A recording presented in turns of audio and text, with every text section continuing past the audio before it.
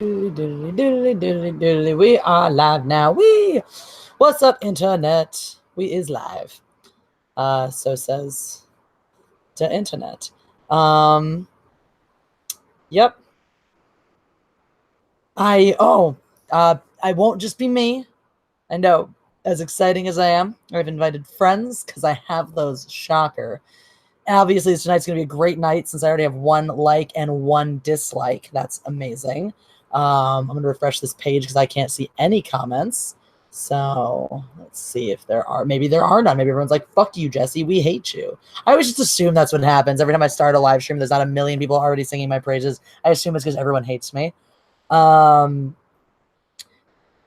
Charles says Crash Team Racing Nitro Fueled and a Jesse live stream. Hell yeah. Hooray. I don't know what the first thing means so much, but I'm excited because you sound excited.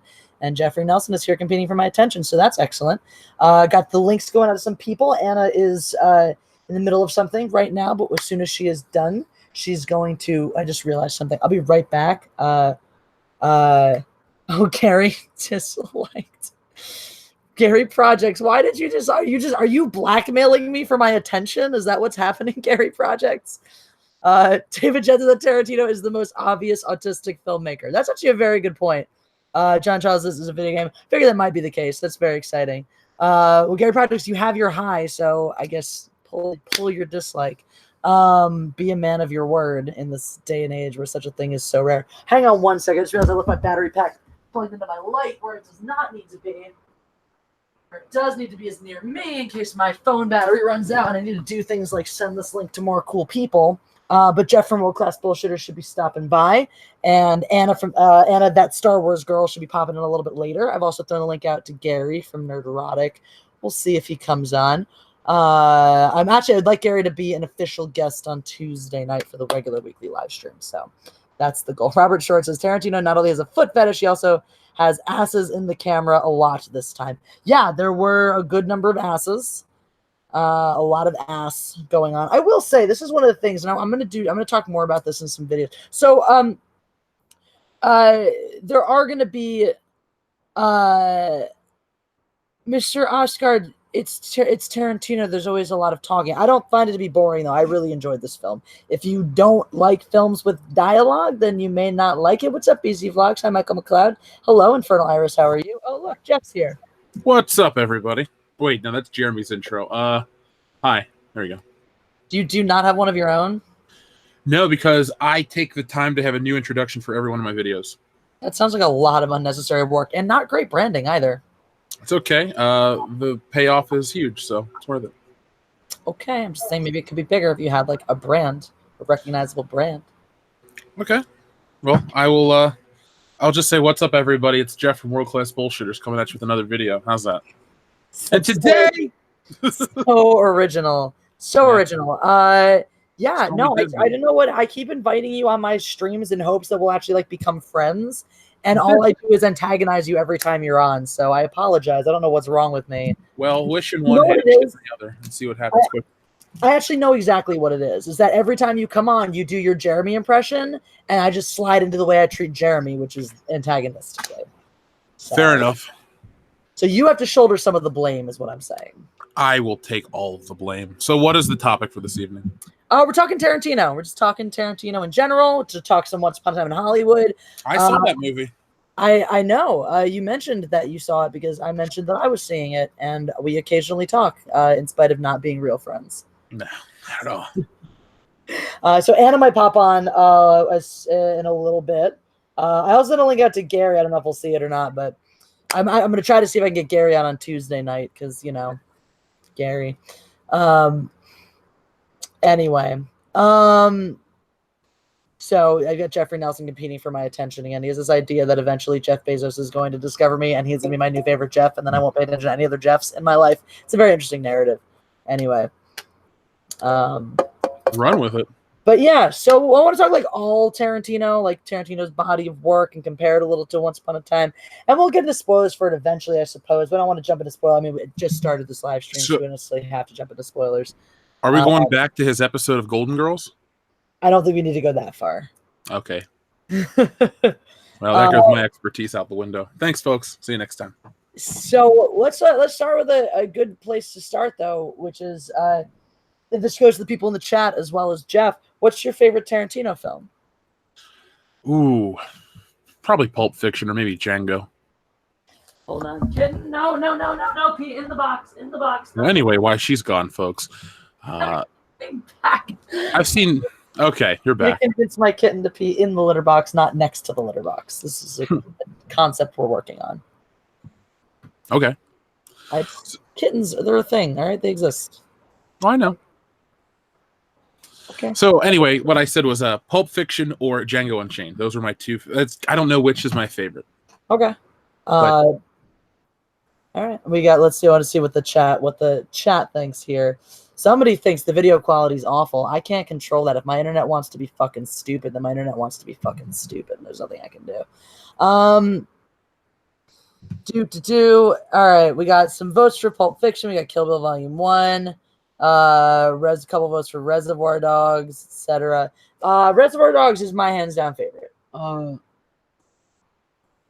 I also think that I honestly, my opinion may have changed now. But I was of the mind that Reservoir Dogs was his most perfect film for a very long time, because it lacked all of his indulgences. Really, it was sort of his first where he had actually had something to prove.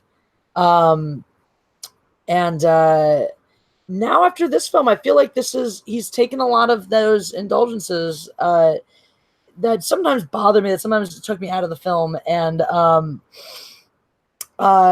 this may be I may have changed this may be, in my opinion, his best film now. So I really liked this movie. Normally, when I go to late movies, I kind of just nod off because I'm bored or really tired. But this one, from start to finish, was really, really, really good. And it had a slow start. We're not going to get into anything yet. But the payoff was huge. And I left this movie so happy. Good. That's nice. Guys, just make sure you press the like button.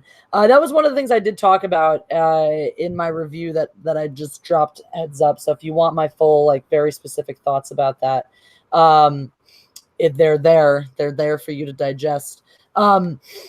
It is very unusual to leave a Tarantino film feeling uplifted. And that's exactly how I felt actually leaving this movie. I felt uplifted, which was this weird, strange sensation coming off of Tarantino. See, I feel kind of happy when I leave Pulp Fiction, even though you knew that character. I don't know. No, I guess not. See, you feel hopeful. Yeah, that what's her face and Tim Roth and Amanda Plummer are going to be okay. That's what I'm hopeful. They're going to get their shit together. Well, maybe. I do love Tim Roth. Apparently, it looks like he had a role that was cut out of this because he was listed in the credits, but it said cut next to it, and I was sad because I love Tim Roth. When we talk about spoilers, remind me of the weird edit in this movie because I'd like to ask you a question about that. Okay, I wonder if you're thinking of the same one I'm thinking of, because that was maybe the one technical thing that bothered me. I'll just say a word: hat. Maybe not. We'll have to dissect it further. There was a weird edit that. There was a weird thing that bugged me, but all right. Well, yeah, we'll get into it. We'll set a time limit. We'll say I don't know, a certain amount of time, and that's a time. That's a real time. A certain amount of time in when we decide to, we'll start talking spoilers. I think Anna's seen it too. It looks like she put a review up, so I believe she's also seen it. So when she comes in here, we can discuss with her as well. I'm interested to know what she thinks. Josh V says, just because I don't want any spoilers for the new film I'm checking out, only seeing it tomorrow. Nice. His best film is Pulp Fiction. My personal favorite is Kill Bill. His absolute best. All right, I will drink bubble water to that. Unless Jeff, I don't know, are you drinking? If you want, we can start at the Mindless Entertainment drinking game. I wasn't necessarily going to drink tonight because I have a big day of drinking ahead of me tomorrow. Let's just hold it off because I just sat in traffic for 2 hours. I'm kind of in a shit mood, so. Reasonable. I don't approve of drinking in bad moods, so. No, me neither. It's not good. The Rookie Critic I was up till 5 a.m. yesterday, so I'm still kind of tired. That's what were you doing up till 5 a.m.? Well, I got out of this movie at 1:45. By the time I got home, it was 2:30, and then I got a phone call, and it was just dealing with some stuff for a while. So That sounds. Is everything okay? Like that's like a 2:30 in the morning phone call that keeps you up till 5. Sounds like serious business. sometimes they're good phone calls. Okay. Should I pry or should I just leave it? At this point, just leave it. Okay. Now my curiosity's picked, but I will respect your life. I still have an end goal for us to eventually be friends, and I know I haven't done a great job on the groundwork. Well, I've done a middling job on the groundwork. I'd say drinking buddy A+, being nice to you like C-. D. Okay, that's all right. So I'll leave out prying into your personal life for now. Thank you. You're welcome. The Rookie Critic says, I think the camera issue is Google Hangouts. EBS and Jeremy each had issues with the last few days as well as other people. So now that they're phasing it out, they're going to do that shitty thing that Apple does and be like, this is becoming obsolete. We're going to encourage you not to use this, even though you still have like 4 more days. What are you going to go to? How are you going to stream starting? Streamlabs OBS. I guess I'm going to take a crash course in it and master it in 4 days. Okay. Anna was saying Discord. I guess some people are angling towards Discord. So I have some issues with Discord, so okay. I'll have to learn about something. Maybe I'll have to learn both. I mean, you're going one way, we got mindless bullshit. If Anna's going another way, I do stream with Anna a lot, so life is hard. Life is hard. Tom King says, "Is it true this is the new Pulp Fiction?" Anyway, thank you for that information. That's good to know.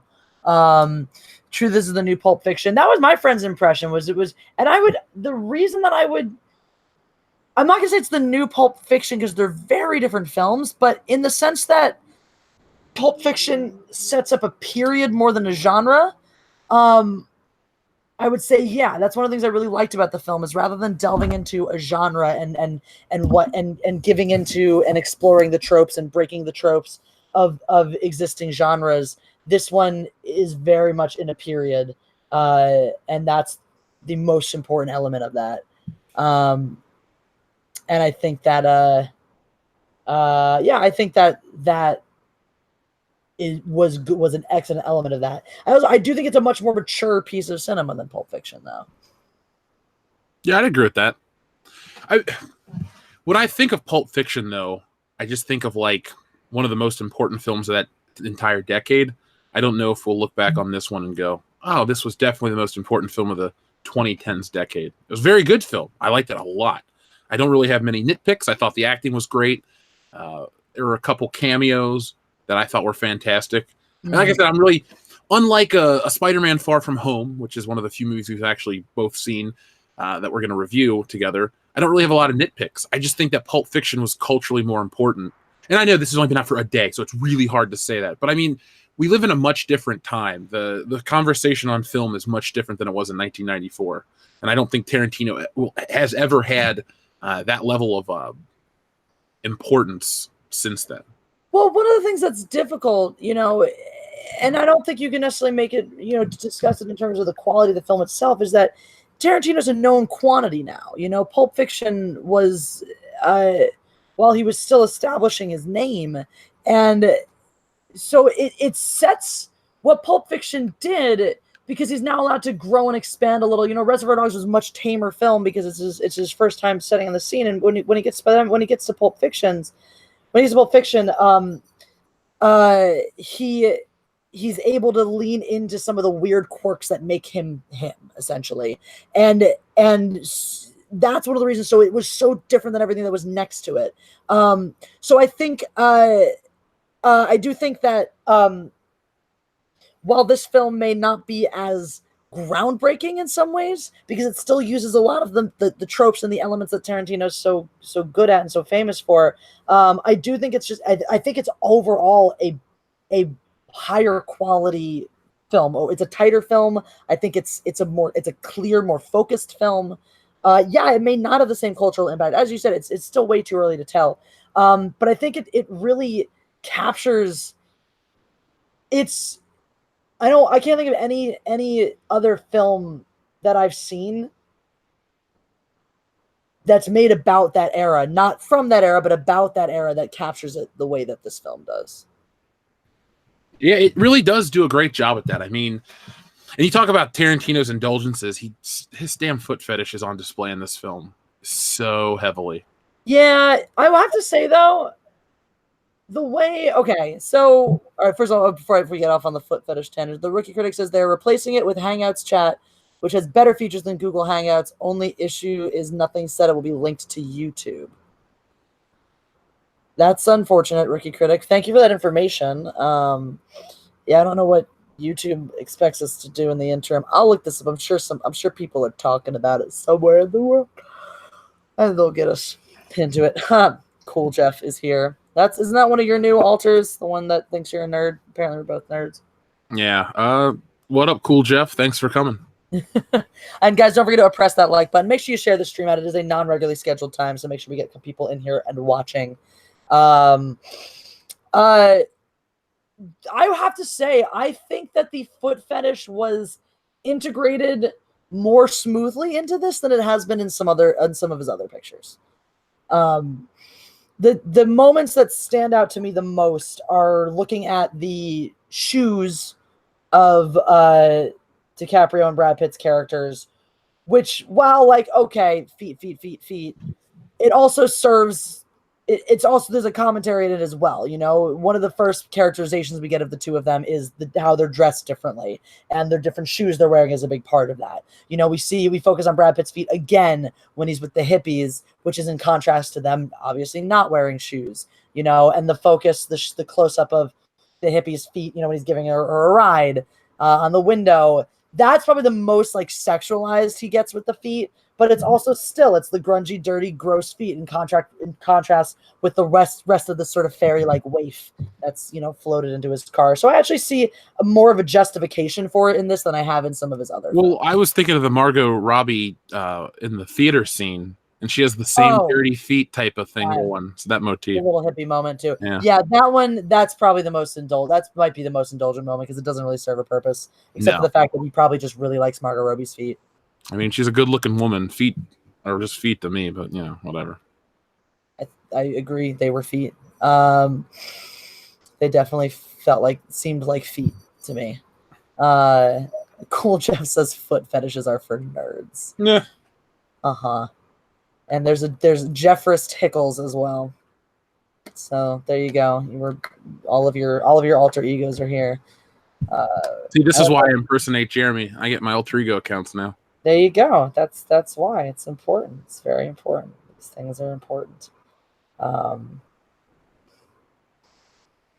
Yep.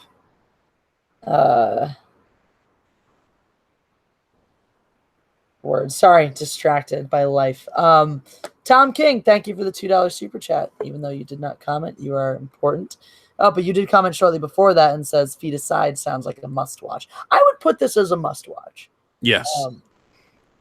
I would really whatchamacallit, words.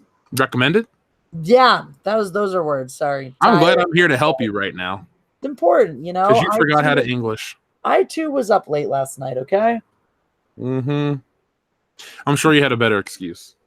It was actually also a phone call. Oh. But it wasn't an exciting or fun phone call or anything. It was just, you know, a regular phone call. And it was not like late for me is like, it was only late because I had somewhere to be today, you know. Next time we both have these random ass calls, we should just redirect the other person to each other. And you can go off and go to sleep, and they can sit and talk to each other and try to figure out the problem. There you go. That might make our lives easier. Unfortunately, we're not psychically linked, so I don't know when you're up late on a phone call. That's true. I will. I'll post it in our chat. It's like, hey, I have a late night phone call. Get that person on the line. We'll switch. Sounds good. Sounds good. We'll go sleep. They can talk. Yar. So someone says Inglourious Bastards is his masterpiece and not my favorite, by the way. Keith, have you seen this one yet? Because you might change your mind. Like, Inglourious Bastards is great. But I feel like also that there were things like, there were things that, again, not to get into too many of the spoilers yet, not to get into too many of the spoilers, there are things that I think he unlocks about his creativity and his willingness to experiment in Inglourious Bastards that he actualizes in this film in I think even more exciting ways. Um, y'all are allowed to like whatever you want to like. I really actually for me, Inglourious Bastards is one of his better ones. I think one of the things that I really appreciated with uh with this movie was the musical cohesion. That's something for me that's been lacking in the past several films, actually. That was one of the things I didn't like about Django Unchained, is that he had these little vignettes that were like mini music videos, but there was no connectiveness between each of his choices. Um, and uh, and this movie, because he really bound himself by the constrictions of the time period. Um, he he that the music became this really nice glue that I thought enhanced the whole film together, not just individual pieces of it. I thought he was in love with old advertisements in this movie because it was radio ads because normally when there's a driving scene, you play music. He played radio ads. He had every time they were watching TV, it was a commercial or the intro to that show Mannix. Like, there were just like certain things that were repeated over and over again. And I get it. I guess you can read into it if you want to talk about, a loss of innocence and more commercialism in Hollywood by that time. I don't know. I just know that I liked what he did with this one quite a bit. Yeah, and I thought that was interesting too. Though. I mean, I think it was a lot of part of that iconography, which is when you think about the '60s too. Like that's been a part of our culture is people get really excited about having like vintage '60s ads and stuff. And so there's an element of that. There's a nostalgia element, I think, in it too. And yeah, I mean, there's definitely the loss of innocence, the rise of consumerism, down to the credit scene of Rick doing the cigarette commercial. And that too, like in that moment, it's like a double reverse commentary there because it's like, oh, we leave him and we're hopeful for him, and then we see him doing this cigarette commercial, and we're even though it seems like it's a throwback, like this was something maybe he did back when he was still on that original show. How it's like, oh no, it's the giving into consumerism again, but then we see like this still holding on to integrity when he freaks out and kicks the mannequin or the cardboard cutout and all that. Anyway, one other thing I really enjoyed about this, did you catch the Wilhelm scream in the beginning? During the Bounty Law throwback? Yeah. I really enjoyed that. I like when those happen. I think they're fun. It's interesting because I'm so used to seeing those in like not Western action films and like Star Wars, but the original one was from a Western, so it was fun to see in that context as well. You're like crossing a river, and I think a guy gets shot with an arrow. He falls off a horse. Oh, falls off a horse. Okay. I think he does get shot. He's like gets shot by an arrow by an Indian and like falls off a horse into the river, and that's. Yeah. I would love to like have a video of like the recording process because it's like, all right, you've been shot by an arrow. Oh, like it's just like and you fall over. That's your thought process. Yeah, but okay. I love Thank it. you, sir. Got a couple super chats here. Got Coconut Jeff. Oh, he's back. Whole Foods won't put me out of my misery. Help. So is this like a Jeff that drinks a lot of coconut water, or is this like a Jeff that walks around in like a coconut bra? It's a literal coconut named Jeff that's trapped on the store shelves of Whole Foods. He's been there for a year. Nobody will buy him. Poor Jeff. Yeah. Poor so coconut Jeff. Poor coconut Jeff. Someone should buy him and murder him. Wow, that's dark. What? Have you met me? Only twice. Only twice. Soon to be 3 times. Yes, at Millennium Bar. Hooray. So where's the after party going to be at? And that's for me, you, and fellow drinkers only. Or maybe just me and you, because no one else can keep up. That's true. If you can outdrink us, maybe you can come. Mecca Random. Maybe Mecca Random can come. Maybe. I think she's a good drinker. Anyway, but yeah, we're gonna need the after party for when we're done playing nice and putting on a good face for everybody. When we're just gonna like see who can pound shots the hardest all night long. All right. Mega Jetty one says, hello, Jesse and fellow Jeff. Read my Star Trek idea. I did read through some of it. I think it's a really neat concept. Yeah, I enjoyed it. but yeah, it was long. But I did read through it, and it was good. That's those are my very deep thoughts as I try to remember things. Yes. Do. Oh, let me just scroll down. I'm gonna keep it out of my chat. Jesse, I have kept up with Jeff on multiple occasions now. I will have you know. I also have had several very, very epic days of drinking in between. So tomorrow will be one of them. Did I tell you what I'm doing tomorrow? No. So tomorrow, this started out with tomorrow. Ooh, also I missed Team Jesse said hi. Team Jesse's here. I wanted to say hi to Team Jesse because Team Jesse's super cool. But anyway, tomorrow I get to have brunch. Well, it started out with a Lord of the Rings marathon that was supposed to be for drinking and getting high. And then it turned into let's have champagne brunch first, which is like, okay, that seems like a reasonable thing to do. And then it's like, let's pregame brunch at Jesse's house at 9. Cool. And then it became let's pregame brunch at my friend John's house at 8. So apparently I'm going to get my ass up at 7:30. That's not going to happen. And go start drinking at my friend's house at 8. I'm going to bring my own beer because he has Bud Light. Ugh. Fuck that nonsense, right? Oh, Drunk Jesse's here. Drunk Jesse says, I can pound shots the hardest. Accurate. Drunk Jesse is the best Jesse. Best version of Jesse. Would you agree, Jeff? Yeah, I would agree. I figured you might. You've enjoyed the company of Drunk Jesse a couple of times. Proper Jeremy says, I can hang. That's true. You can. Are you going to Vegas? Because if you are, then perhaps you will be invited to hang. Hello, little Jane. Jane cannot hang. He can't drink alcohol because he's a kitten. That is the most obvious statement ever made on this channel. I'm not sure about that. I might have made some more obvious statements, like I would fuck Robert Downey Jr. That's a statement that I've made on this channel, which I feel is pretty obvious. Or Jason Momoa is sexy. But yes, Kitten cannot drink because he is kitten. Come here, Jane. Where are you going? Mel? Where's Mel? And Lando's just staring at me all jealously. Lando, come up. I will give you love too. You'll get to my kitten. Yes, the hero of Canton is here. The hero of Canton, the man they call Jane. That's your theme song, baby. That is the theme song. Do you like your theme song? Look at your pretty, pretty eyes. Look at your pretty eyes. No, come here. Look at me. Okay, I love you. Okay, I love you. Okay, you want to play with the llama? Here, look. Come play with your toy, Jane. I promise I won't molest you anymore. Now, come up. You come play with your toy. Orlando. Sorry. Cats. Excuse me. I have cats, and I like them. Where was I? Firefly was canceled. Pounding shots. Accurate. Pounding shots. This is my... I am wearing, actually, a shirt that's appropriate, given that half of my cats are named after characters on this shirt. So we see Han Solo and some guy.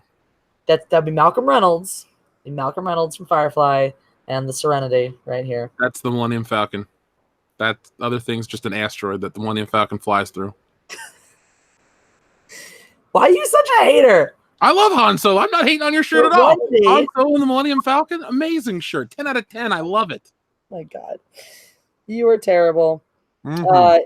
This is like one of my many fantasy three-ways. So, yeah. Not one of mine. I'm glad.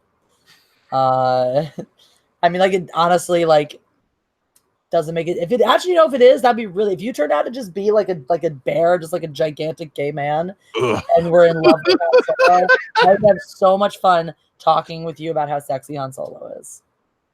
Well, I get at this time I'm not sorry to disappoint. Just no. We could talk about how cool he is, but how he's not as cool as Indiana Jones. But he's cooler than Indiana Jones. He is not. To your opinions. The Price is Right review says, long time no chat. You never cease to be hilarious. Thank you, Price is Right review. Good to have you here. Good to see you, buddy. You should just say, come on down. I should, but I won't. You can say it if you want. Not my channel. I'm giving you permission. It's okay. The time has come and gone. All right. Jesus. Leonardo DiCaprio, Brad Pitt. Who do you guys think had the best performance? Good question, Hammer. Thank you for bringing us back on track. By the way, press the like button if you haven't. For Brad me, Pitt. I was going to say the same thing. For me, Brad Pitt. And not knocking DiCaprio's performance. It was brilliant. But this was just such a... DiCaprio had the easier job. He had a lot to say. He had it all built in, and Brad Pitt's character was sort of a little more mysterious. You weren't quite as sure who he was or what the motivation was, or at least not. I don't actually know. I'll take that. You're not sure. You're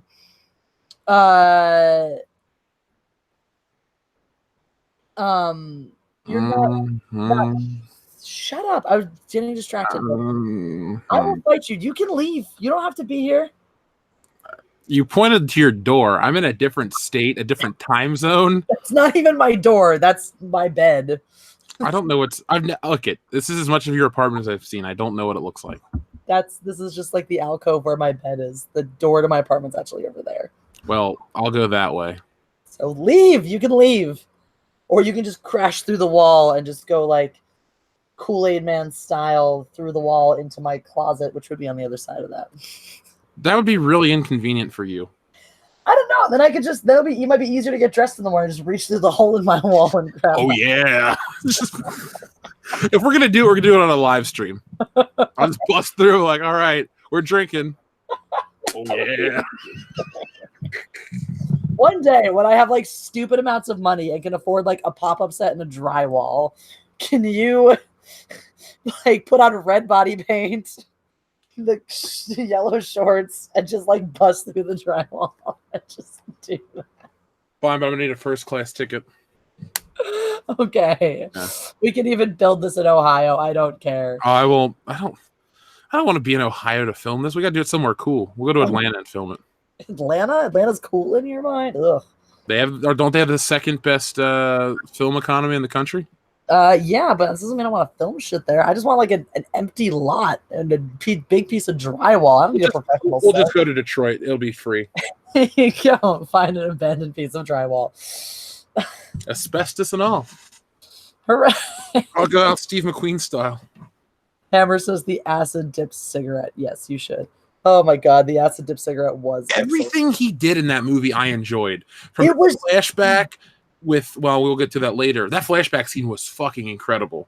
Oh my god, that was honestly, in terms of things that took me out of the realism of the film, that for me was the most stylized and least realistic part of the film. But otherwise, that entire, I mean, and the what happens in that scene totally makes up for all of that. So I don't really consider Brad Pitt an actor that I like a lot. Like, it's like Brad Pitt, he's fine, but he was my favorite part of this movie, and this was a good movie. So I don't know. The older he gets, the better he gets. Because I guess in the '90s, I always thought of him as like Brad Pitt, the guy on magazines that women like. I'm just like, I don't really know any of the movies. I saw the was it Interview with a Vampire? Yeah, I saw that as a kid and hated it. I was a little kid, so you know. I saw that as a little kid and I loved it, but I was like, I wasn't too little. Like I had hit puberty, so I was like, Brad Pitt as a vampire. Actually, honestly, I don't love Brad Pitt in that movie. I love Tom Cruise in that movie. He's a sexy ass vampire, and then Antonio Banderas is also a sexy ass vampire. Brad Pitt's kind of a whiny little bitch as a vampire in that movie.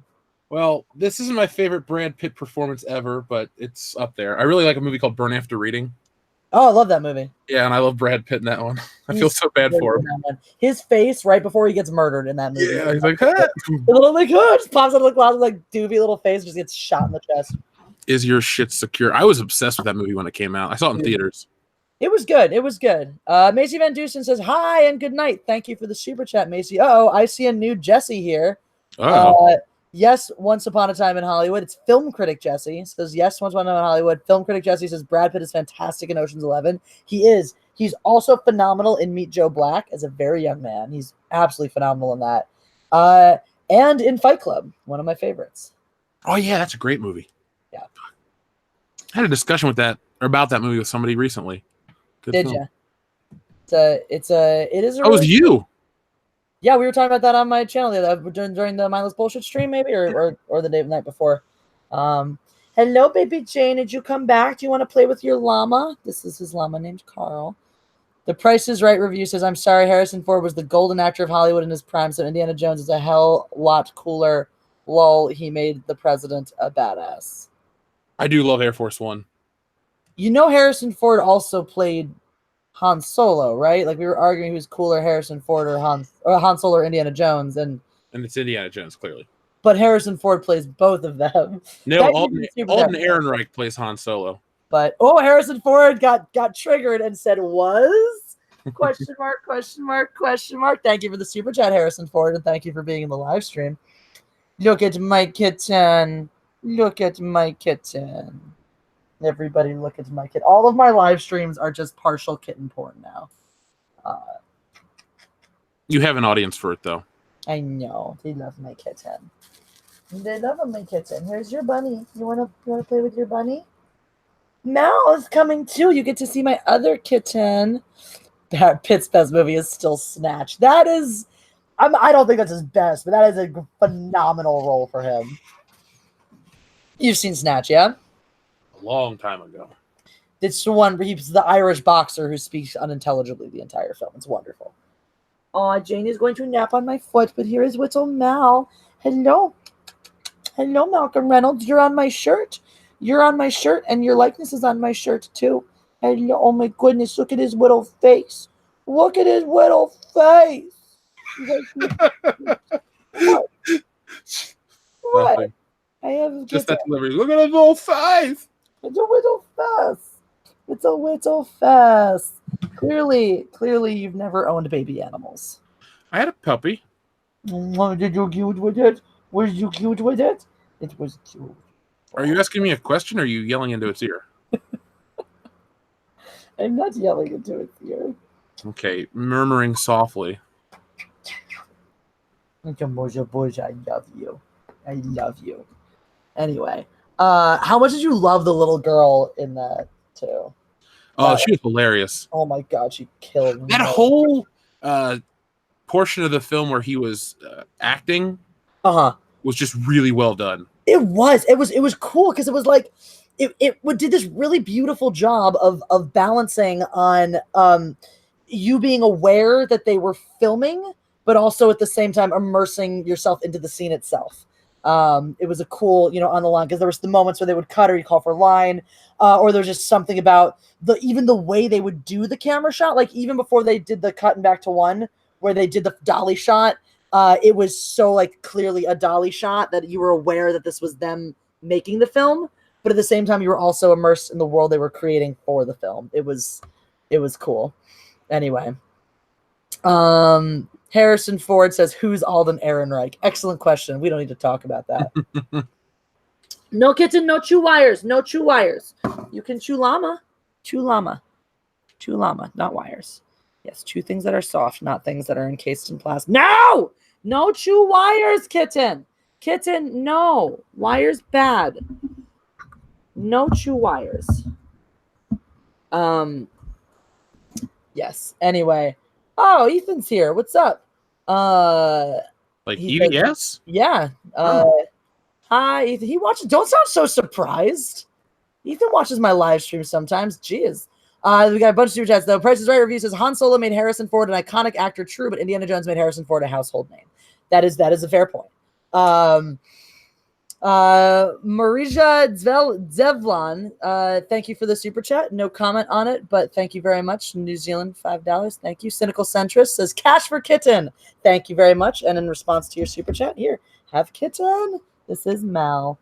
Jane is currently eating my toes. Apparently, he is a foot fetish, just like Tarantino. There you go. See, Ethan loves mindless entertainment.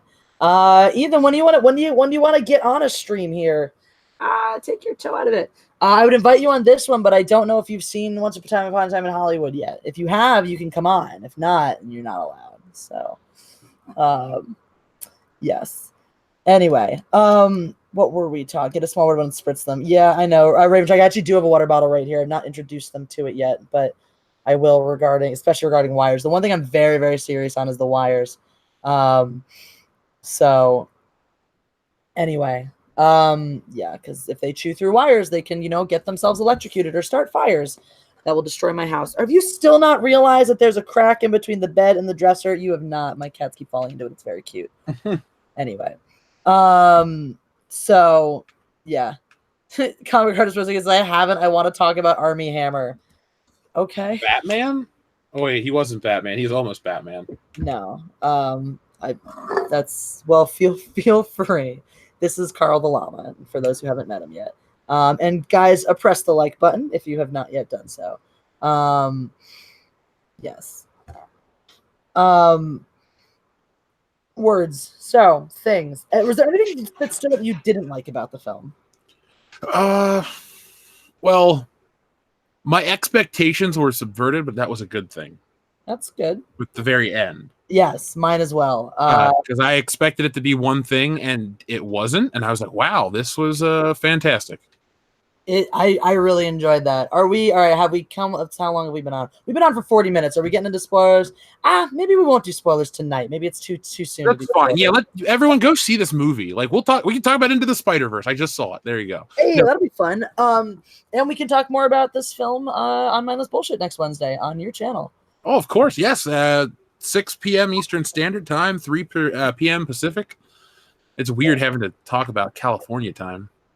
It's not that weird. It is for me because I'm always just like, we're Eastern. We're only dealing Eastern.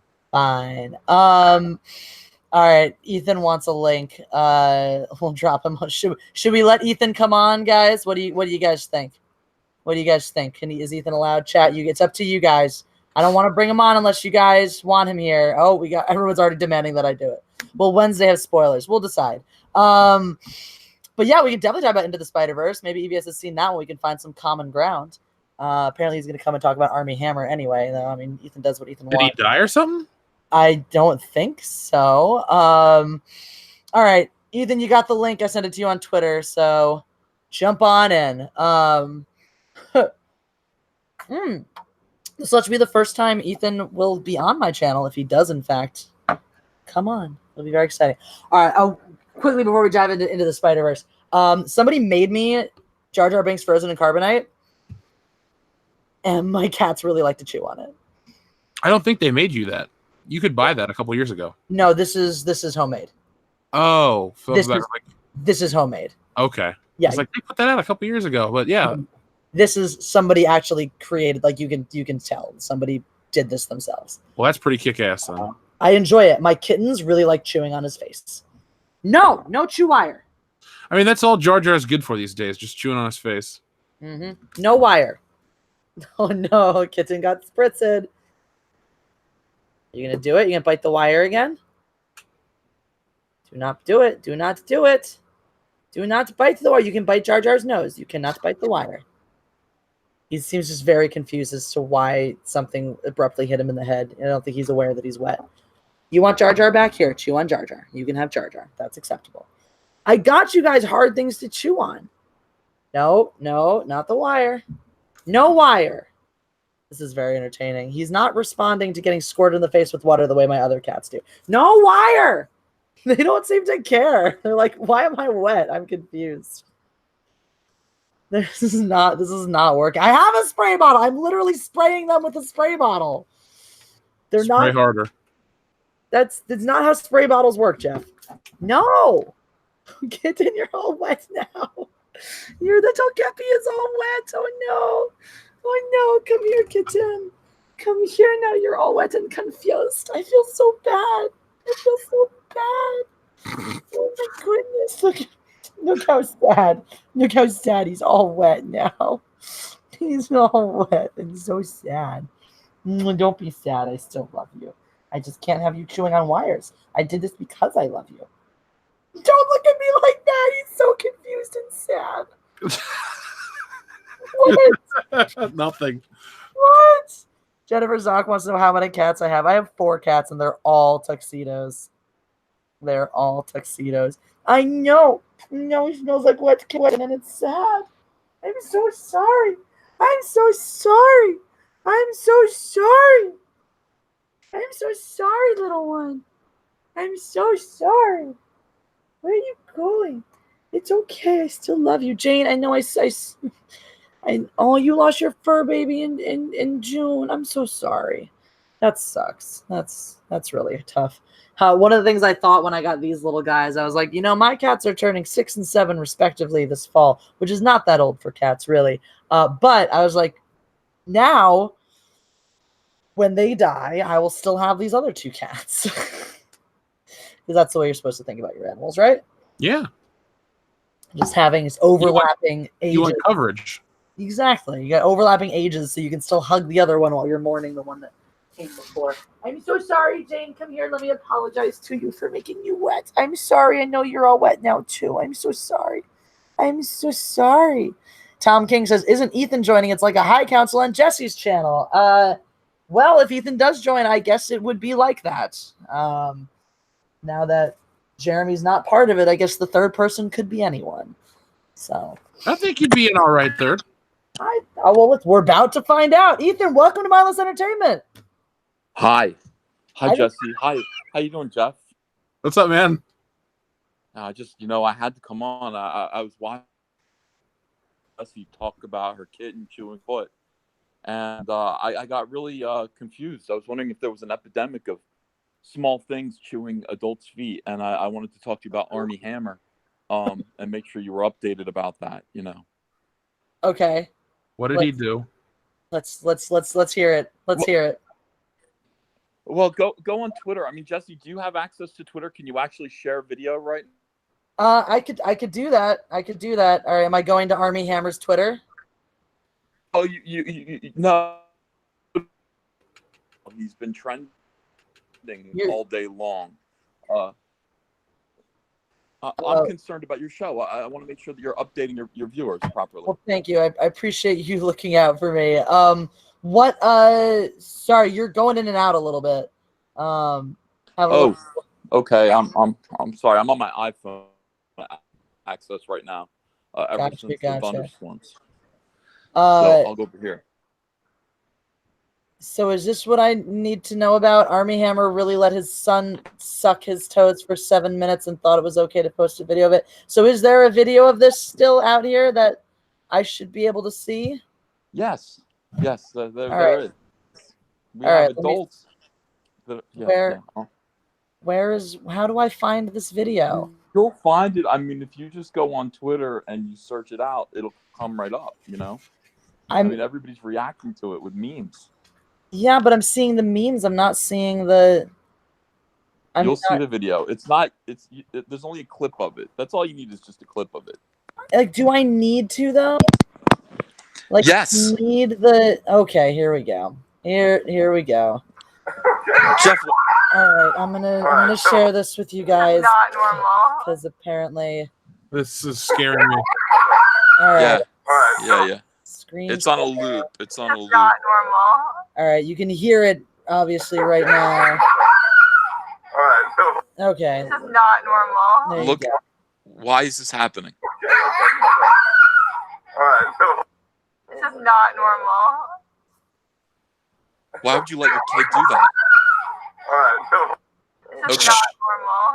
All right, I'm gonna stop this now. Yes. Jesse, now you can see. Perhaps now you can see why I thought it was important. In lieu of your discussion of your kitten chewing your toes, to let your audience know about Armie Hammer and his little boy sucking the fungus off of his foot for 7 minutes, and we only saw a clip of it. Jeff, we only saw a little bit of it. We didn't see the whole thing. I couldn't handle the whole thing. I wouldn't. Quentin Tarantino probably jacked off to it 12 times already. I'm surprised we don't have Tarantino's reaction video. Somebody check Pornhub. Go check Pornhub. Please, not while I'm here. I just wanted to let you know. I mean, I know you're sitting here. You're doing your Quentin Tarantino thing.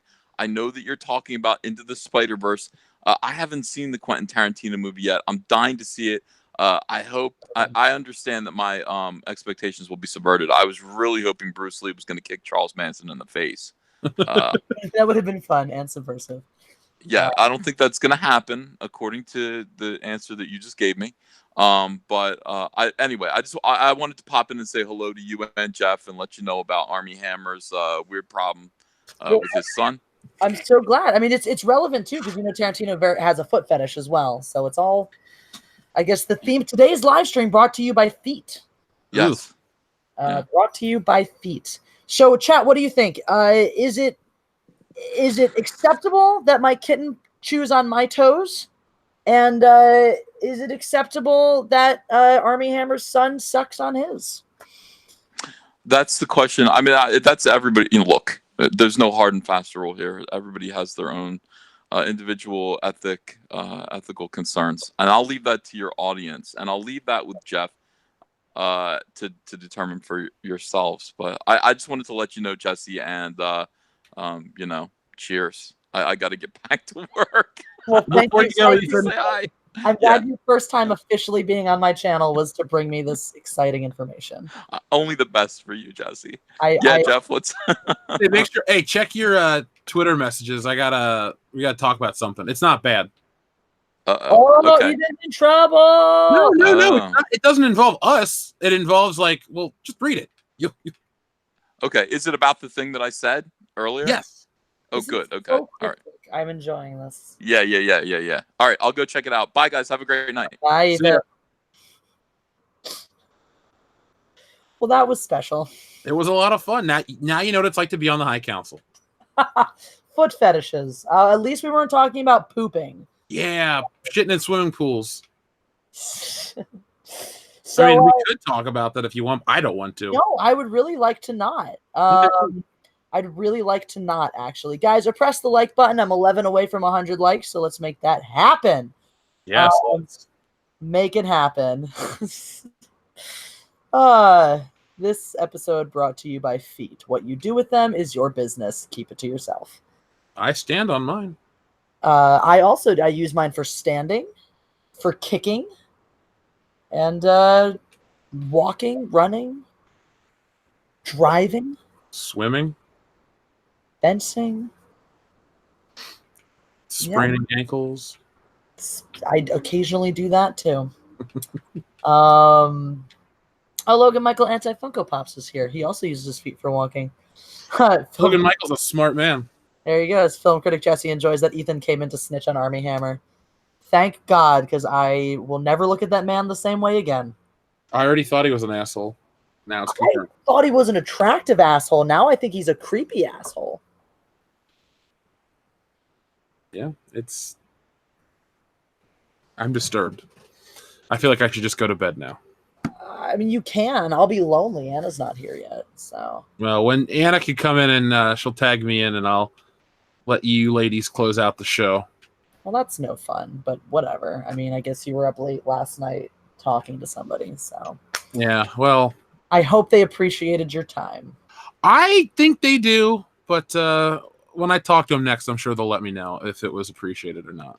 All right, we'll let them know that you're staying up late meant that you were not capable of staying up late for my live stream, and that was very hurtful to me. So, well, you and that person can hash this out later. How's that? I'll give you their phone number, and you can say like, "Hey, Jeff flaked out on a live stream at 12:30 his time because of your ass." If you actually did that, that would be horrible. Is this an individual who has any idea who I am? No. That'd be great. Like, who the fuck are you? Jeff's new drinking buddy. Thank you very much. These things are important. Yeah. Mm-hmm. Like, I'll buy the first round since you bought the first round last time. Sounds good. Shit, to be fair, you bought the whole night the last time we drank together. I did get an entire night. It was good. Char Bar forever. Char Bar. That's a great place. Hammer says, what are your favorite scenes in the film, Jesse, Jeff? Mine is hands down the climax. Yes. Hands down, not even close. I also did really like the Brad Pitt's flashback. Yep, and I really enjoyed the entire scene of him acting on set with Timothy Oliphant for that that Western. Mm-hmm. No, that was cool. That was a good scene. I loved the scenes with DiCaprio and the little girl in that. Like the way like talking about me shouting in my kitten's ear earlier, that reminded me of that, where he just like straight screams in her ear. That was great. Film critic Jesse says local YouTuber spills popcorn. News at 11. That's it. That didn't happen. It's fake news. Wait, you spilled popcorn today? What? No, I did not. It's a joke. It's a joke, Jeff. I don't know what those are. How does one joke? With humor, it's funny. Yeah. Yep. That was, oh man, I was enjoying. So I was watching, because you had sent me and Anna the link to the Patreon stream that we were on in Chicago, and I sat around to like watch a little bit of it. And my kitten just fell asleep in my arms, so I ended up watching a whole bunch of it. I just love the part where like Dion starts mocking one of my jokes, and I spend the entire rest of the night mocking him every time he tries to think he's funny. You were shitting on my best friend. It was fun. I mean, that's my thing though. Like for whatever reason with Dion, like I don't do this with everybody. With Dion, it's like, oh, if you want to take one shot at me, I will take 10 that are twice as hard. That's just how it is. Fair enough. Mega Jetty 1, thank you for the super chat. Yes, are you busy this week? If not, want to stream together? Unfortunately, this week is another very packed week. I promise I'm going to do it. One of these days, Mega Jetty 1. I haven't been streaming with almost everyone lately has been sending me links. I'm like, oh, sorry, I didn't even see this until 3 hours later. But I also want to try to get some content together. A lot of content to get done, a lot of shit to get done because I'm going to Vegas on Friday. I'm going to stream my entire Vegas trip. See if I can just vlog it. That's the thing I'm supposed to do. Because I missed my 10-day live streaming challenge, I'm gonna do a 31-day live streaming challenge. I'm gonna stream every day of the month of August. So really? Yes. So I figure out that one. So can I have a little bit, since you're streaming the entirety of Vegas, may I tap in for like 10 minutes of that time every here and there? I guess. Okay. Otherwise, I don't want, you'll just let me know, like whenever you're not streaming, just like shoot me a text so I know that it's safe for me to come in and stream a little bit. I will give you that professional courtesy. I appreciate that. I don't know what else you're going to get up to in Vegas. I'm sure it'll be very exciting, but In-N-Out Burger. That's lots of alcohol. You go to Las Vegas and eat In-N-Out Burger. Ugh. I live in Ohio. We don't have it. Which is fine because it's nothing special. It's way better. Look, admittedly, it's just fast food, but it's the best fast food.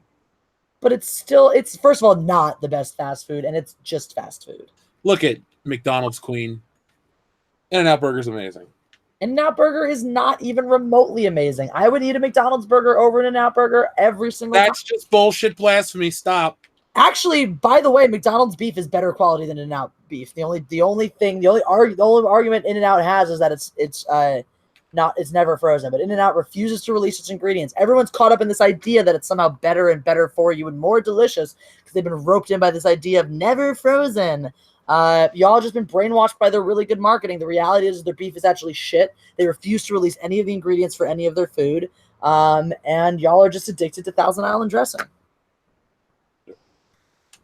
Okay, Big Mac. Yeah, Big Macs are delicious. No, so they're are not. Quarter Pounders with cheese. I don't like any of these things in reality. I went to Umami Burger for the first time ever today, and that was actually pretty good. I enjoyed it. Don't have one of those here. It was nice. That's one of the things I like about LA. And that's, again, why people in LA go to In-N-Out is beyond me, because we have all of these fast casual burger places where you can get a burger in faster than you go to In-N-Out, because for some reason every fucking In-N-Out has a line 8 miles long. So by the time you get through that goddamn line to order your fast food, you could have gone to a fucking fancy sit-down restaurant.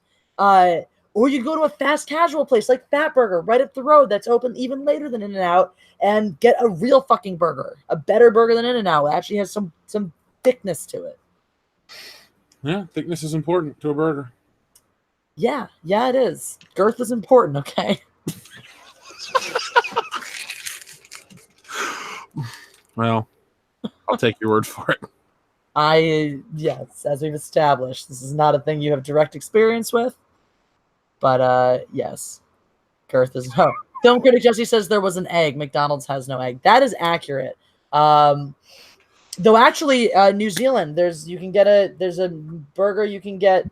it New Zealand or was Australia that had the burger with the egg on it? I think it was New Zealand. Anyway, there are places where burgers have eggs on them, even at McDonald's. But yes, now Team Jesse and I went to this movie together today, and yes, so yes, and yeah, it was great. It was the umami burger has this. It's got like some truffle oil on it, and an egg, and a Parmesan crisp. Like that's the cheese. It's just a Parmesan crisp, which was really good. And then I put bacon on it. We think we both put bacon on it, and they don't just put slices of bacon; they put like little cubey chunks of bacon on it. It was really freaking good.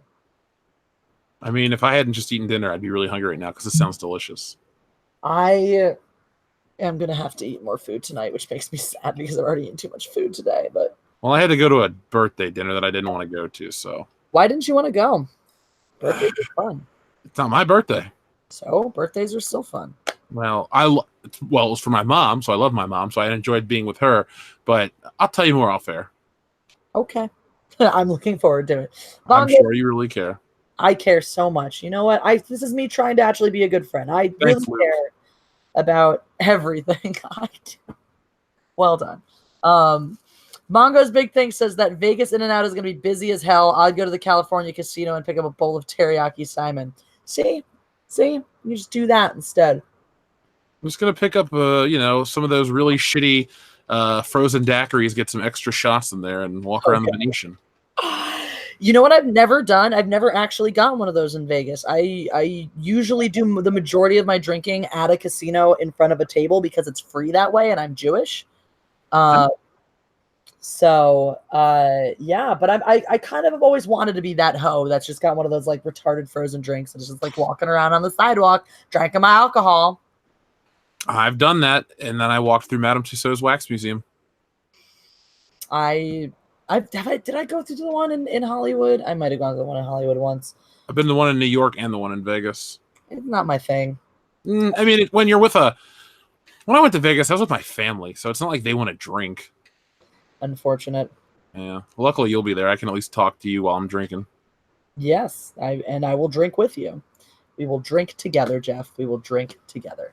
It's our only common interest. The only one. Well, I would say Star Wars, alcohol, Harrison Ford. This movie? There you go. We both like this movie. Andrew Malachinsky says, how far into the stream are you? About an hour. About boot an hour. But we've agreed that we're not going to spoil anything, so. Necker Random 42 is here. It says, Fat Tuesday Hurricane, 2 extra shots. I heard booze. Hey, Necker Random. Ooh, I can go to that place that I went to last time that has that gigantic Guinness. It was delicious. We were all way too overthinking this. We were all very annoyed that it said the world's biggest pint glass, and we're like, it can't be the pint glass is a specific. Yes. It's only one thing, but anyway, it was a gigantic beer, and it was delightful. I do like Guinness. Yes, it is good. It's very good. But yeah, Mega Random 42. I'm excited to meet you. Next week. That'll be exciting. Yeah, me too. We'll are you gonna bring your riding crop? You gonna hit strangers on the street? Do it! Oh my god. I'll bring my bullwhip. Ooh, Indiana Jones used the bullwhip. I know. I have a bullwhip. I have been Indiana Jones for Halloween before. So have I, many years in a row. I did the best part was the first year I ever did it. I got locked out of my apartment for the first time ever, and I scaled a building to the second floor to get into my apartment through the window. Dressed as Indiana Jones? I dressed as Indiana Jones. I was like, I am a brave adventurer. Your fucking life, I tell you what. Mm-hmm. It's pretty awesome. Exciting life.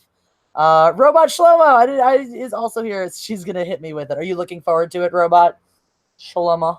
I'm sure you are. Tom King says, aren't you guys going to make a new show, Jesse, Mecca, and Anna? That is the plan. Obviously, things got sidetracked with personal things going on in people's lives. But yeah, now that Anna's back, we got to talk about when we're going to do that. That would be fun. Ooh, maybe now that the High Council's just fallen apart, we'll just do it during the High Council time slot and say, fuck you guys. We're not falling apart. Okay, whatever. Wait, 1 minute you're like, hey, you don't need Jeremy, you're great without him. The next minute you're like, you're falling apart without him. Pick one. It's whatever suits the narrative, Jeff. It's whatever suits the narrative. Oh, so you're one of those people. Yeah. You're full of shit. Yeah. How did I not see this? Why? This is all my fault, actually. Thinking the best of you. It should take. I mean, I should say take one to know one. Your show is called World Class Bullshitters. Yeah. You should be able to spot these things. Marion Ravenwood is the only woman who could drink Jeff under the table. Yeah, and she's fake, so I don't know. No. I haven't actually tried. I haven't actually put it forth. Because you acknowledge that you'll die in the process. I've been concerned about dying. That said, I think given the situation where I have been up on my drinking and you have not been, I might win this one. I don't know. I'll beat you like I beat you in wrestling. That by cheating? You're gonna cheat at this one? Are you gonna roofie my drink? See, if you make the jokes, it's okay. If I say something, then it gets weird. So I'm just gonna not say a word about it. No, equality, Jeff. You can say whatever you want. This is mindless entertainment, after all. Everything is on the table. Yes, also on the record. Yeah. Sorry, I've been on the record on Mega Random streams before. There is a lot going on. Oh, Mega Random. I will be driving out from LA, so if you'd like, I can bring things as well. From places that are less expensive than dispensaries in Las Vegas.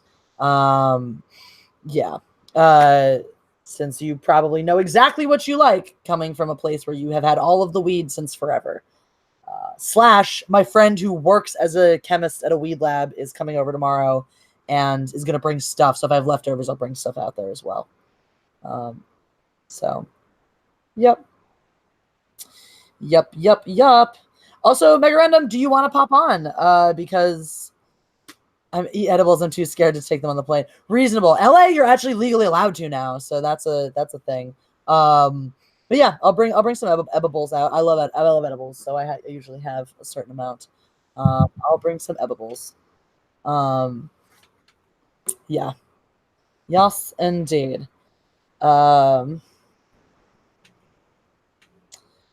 everyone's gonna want me to bring them weed in Las Vegas. Already getting personal requests. Nick says mail me edibles. Pretty sure that's illegal, Nick. We were talking about he watched my student film though, and we were talking about it. I do want to at some point make it into a feature film. So yeah. Mega Jetty wants his stepdad woke me up to Duel of the Fates on the radio. That's cool. That's a good thing to wake up to. Thank you for the super chat, Mega Jetty. Played on the radio at this point in time? That's awesome. That's exciting. They used to play it back in the day on the radio. I remember that. Yeah, good shit. All right, let's get Mecha Random 42 into house. This is just one of those streams where I'm like, oh, that's a person I like. Mostly this is like people who are going to Las Vegas plus Anna have been invited. Ethan wasn't invited. He invited himself. What can you do? You can't stop him. You don't say no to Ethan. This is true. He does not take no for an answer. He does have my number too, so I feel like if I had denied him the link, he just would have probably started calling me at that point. So you know. All right. Bam. There it is. Yeah, Megadaddy1 says this happens today. That's exciting. Just be careful out there in Vegas. D. Lunar Fox, I have been to Vegas many, many times. I'm an accomplished Vegas sir. Vegas sir? Mm-hmm. This is a verb that I made up. Hammer says I ate an edible before once when I was in Hollywood. That would be interesting. That would be an interesting time. I ate an edible right before seeing the Power Rangers movie and then got really drunk. So as far as I'm concerned, that is like one of the greatest movies ever because I've never watched it sober and nothing will convince me otherwise. You're talking on the new one, right? Yeah. Dude, I was super fucked up for that movie and it was excellent. Megaranda, welcome. Hello, I gotta adjust my computer now. I don't have enough monitors at this point in time. Unfortunate. Life is hard. I just have my one. I got a new light, so my entire light setup no longer has to move across my room. Only one of them has to now. So I have a slightly separate live stream setup and main thing setup, which is good. Oh, Jason Green, thank you for the super chat. Do you have a P.O. box? Didn't mean to make Anna cry with my pony gift. Oh, just hope she enjoyed it. She definitely really, really did. She for sure did. But yeah. Yes, I do have a PO box. Let me type it here. 14320. Same address I used for mine.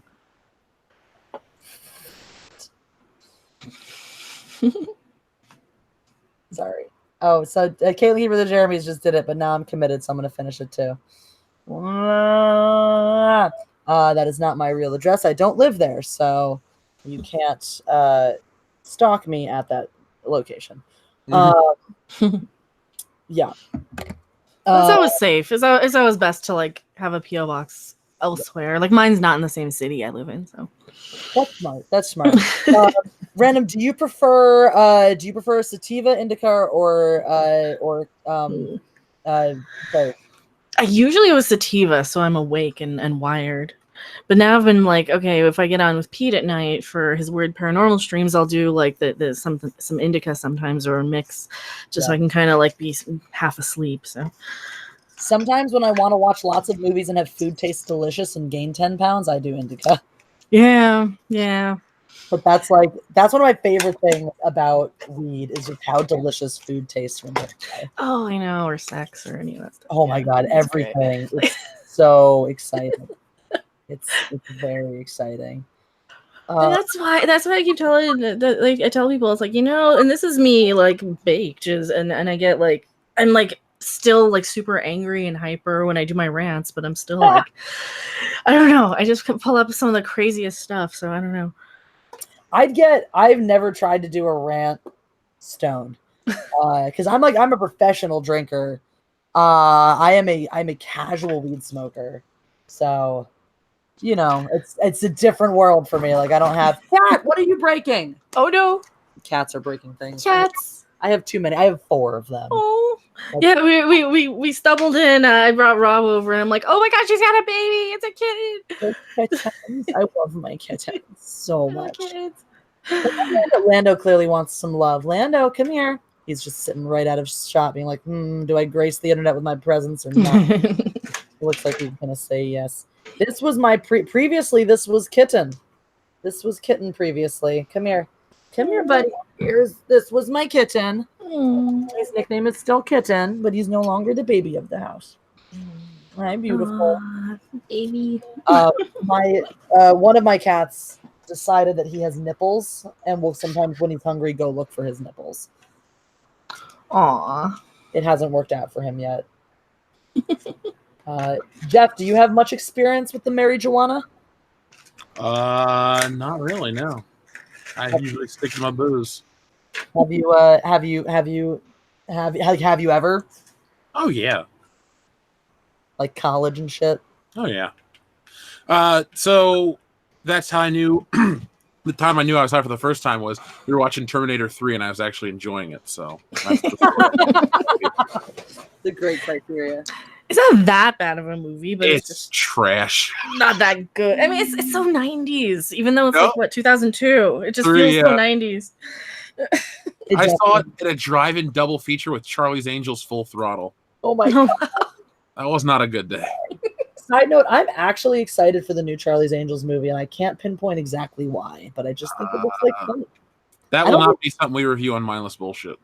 Okay, I think it looks entertaining. I think it looks like it's for chicks. It's definitely for chicks. But yes, yeah, I can agree to that. But it looks like fun, and Kristen Stewart actually looks attractive, which is weird. She looks cuter than normal, but she's still not. I mean, I think Elizabeth Banks is so much sexier if she's supposed to be like the sexy one. Well, I do like Elizabeth Banks. Yes. Teenage Jesse says, "Wait, are we talking about weed? Anyone have some?" That is actually a Teenage Jesse needs to make an adjustment.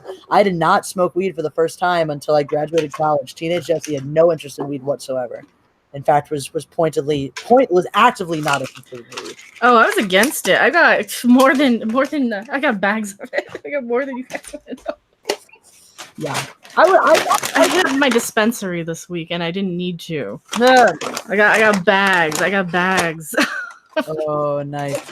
I got mints too. I got like indica and sativa. Oh, I have a little. They're such a low dose. They don't really get you high, but they have eucalyptus in them. And they're really, really good for headaches. I like those as well. But I got some exciting ones. I wonder. Yeah, I wonder what my friend's gonna bring over. Yes, were you here? Did you catch the part where I said my friend works as a chemist at a weed lab? Yeah, that's cool. That's awesome. So we're just like, Bill, bring us. He gets all these free samples and shit from people who are doing business with him. That's cool. And yeah. Oh, Team Jesse says I've seen Charlie's Angels 2019. That's exciting. Is it good? I do enjoy getting to see movies like months and months before they come out. That's one of the exciting bonuses of living in this area. I never get to see anything early. I just have to like wait, and usually I'll be like, oh, that came out like 2 weeks ago. I should probably go see that. Mm-hmm. Team Jesse, the teenage Jessie has never smoked weed. She's writing a paper on it. Oh, so she needs the weed clearly just for research. Have you seen Once Upon a Time in Hollywood yet? Not yet. Now I want to though, because people want to. Normally, I wait on Tarantino movies until I can like actually enjoy them, and yeah, it'd be at home. But now I want to because people are just going after him all week. I've read like 3 or 4 articles where people are where the writers are just, oh, Tarantino needs to go. It's his time is up, and oh my god. Oh yeah, no, I'm so excited to read some of these articles and just rip them apart because that movie was phenomenal. Honestly, and I'm very Tarantino's very hit or miss for me. See, I liked I really liked Reservoir Dogs. Pulp Fiction I'm okay with.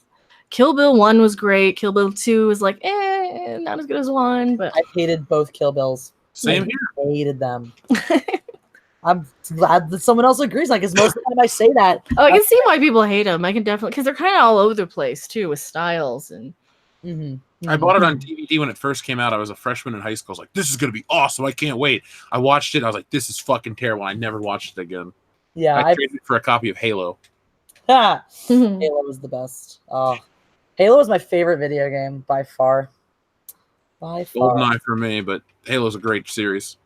Dude, the first one, too. I can play through that campaign over and over. I was talking to my friend the other day, and he was telling me, he was like, yeah, I'm playing through, the Halo 2 on Heroic or whatnot, and talking about how, like, Legendary was just bullshit on, like, 2 and 3 and got so hard and whatnot. I was like, I'm pretty sure I never played 2 or 3 on anything except Legendary. Like, I played through Halo 1. I was young when it came out, too, and I wasn't the greatest shooters. I think I went through it on, like, normal and then Heroic and then Legendary. And then once I beat Halo 1 on Legendary, I was like, fuck this. Legendary is my life. So, I don't even know. That's all I know. All I know is Halo and Legendary. I think I played like the 3rd game for about a half an hour. I'm not great at like shooters and those are my favorite. What's your favorite type of game? It depends on what mood I'm in. I love like Terraria, but I hate Minecraft. I love pinball, any of the pinball computer games. Windows 95 pinball, that's the best one, clearly. Crystal Caliburn on the old maps.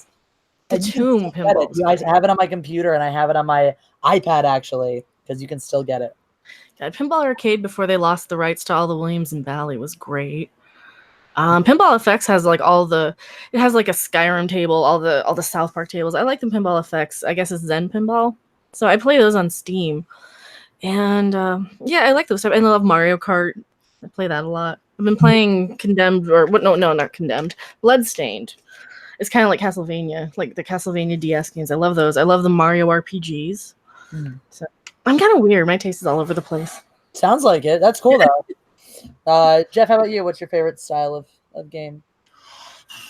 I don't know if I have a favorite style. My favorite games are like GoldenEye and Grand Theft Auto San Andreas, but I enjoy all the Zeldas for the most part.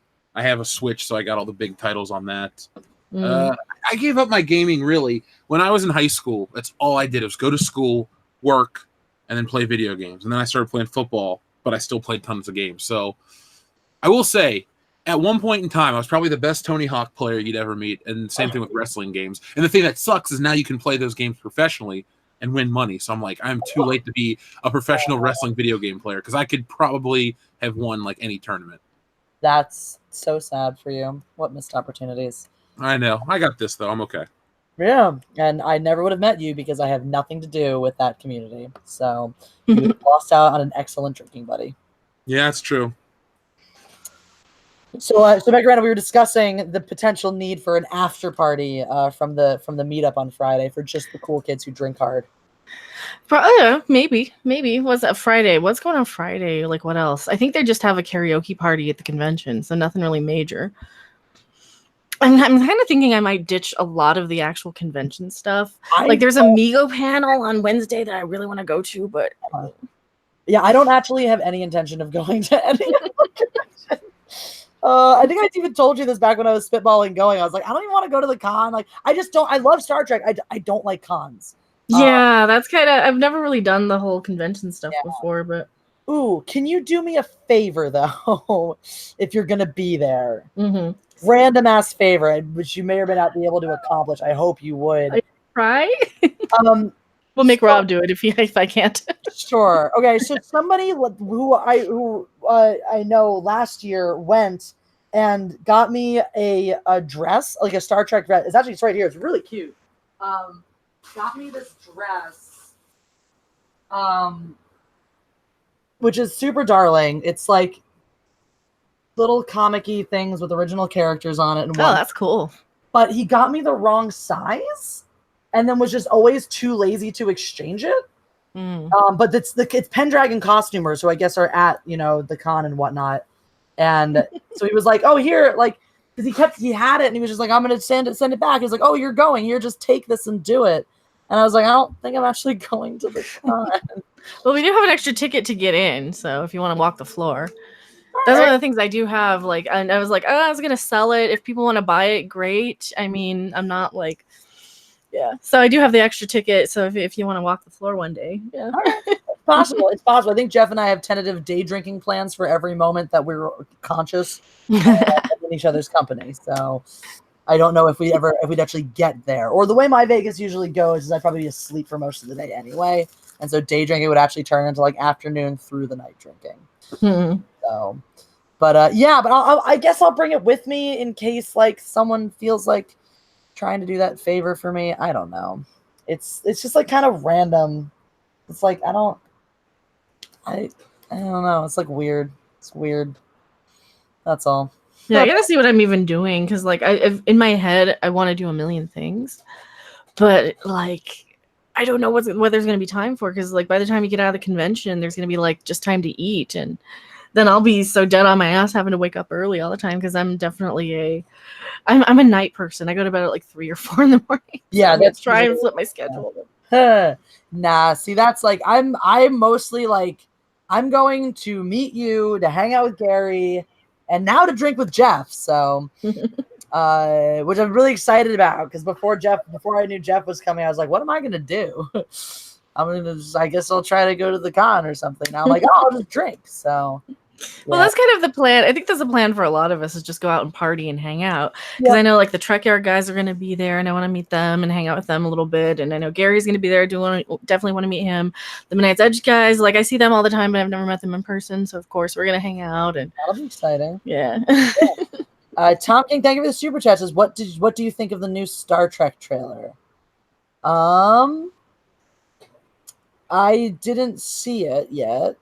I'm assuming this is the Picard trailer. That's the one that just dropped, right? Yeah. How was it? I'm assuming. It's a lot of hey, you like 709, you like Picard, you like Data. Remember Data? It's a lot of member berries. Does he say engage? Yes. Yes, he does. Of course he does. But I'm sold. Not really. It's like mixed. It's like Logan mixed with I like Firefly mixed with.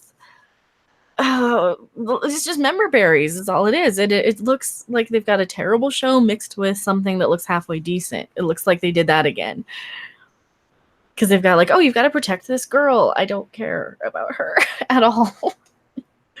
And they've got Vulcans looking like elves from Lord of the Rings, and they even have elf names. And oh god, yeah, I don't have a lot of hope for it, but I mean, it's a hot mess.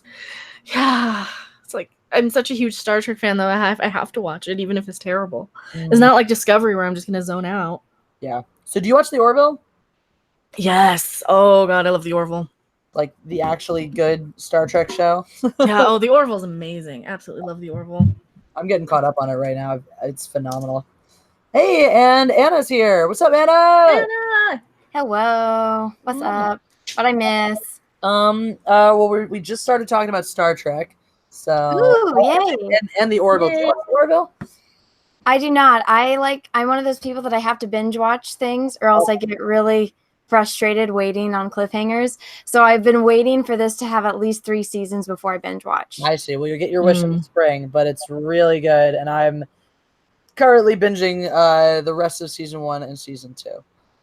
Gotcha. Well, ooh, Team Jesse has a report on Charlie's Angels, which he's already seen. The new one, he's seen it.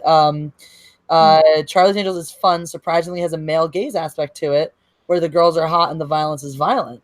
Born/Bond meets Charlie's Angels. Ooh, that's actually the new Charlie's Angels? Yeah. Apparently, he's seen it already. So I saw the trailer for it. I was actually pleasantly surprised by how good it looked. me too. I actually want to see it. I legitimately want to see it.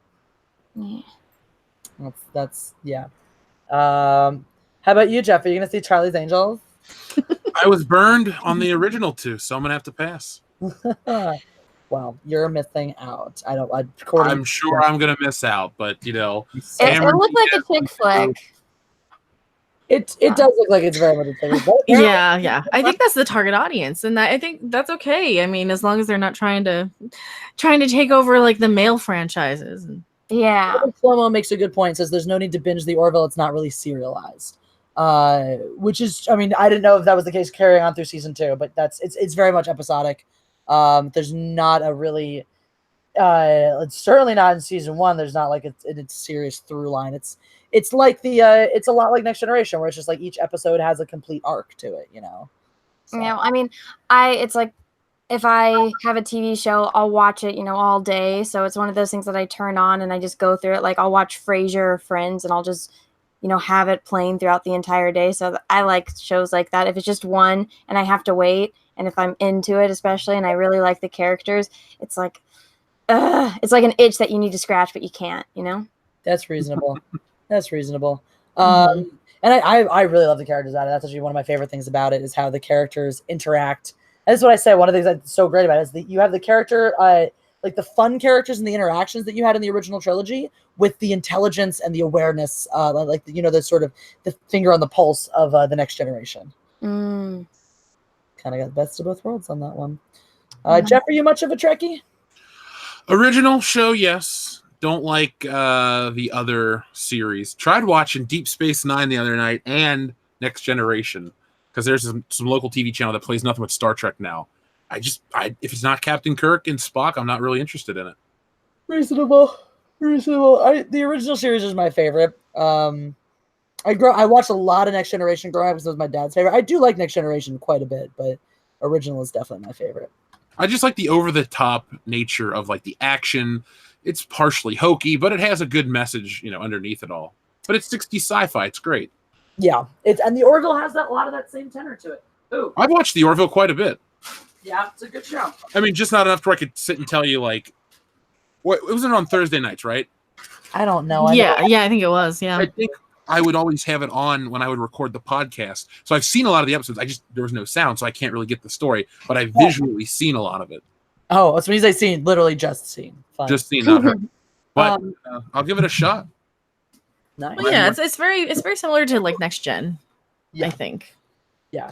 No, it definitely has the same. It has the same structure of Next Gen, but like I said, it's got a lot of like the lighter character interplay that I love from the originals. Like that was my favorite thing about the originals, is just the way the characters interact with each other. But yeah. Oh, fun fact. Team Jesse wanted me to show this off. So Team Jesse is an awesome person. He's the president of my fan club, and he got me this. And inside this is he was just browsing on Amoeba Records and hooked me up with. These were the ones that have the original theatrical version from what I had in full screen. So this is my full screen limited edition with the original theatrical on them.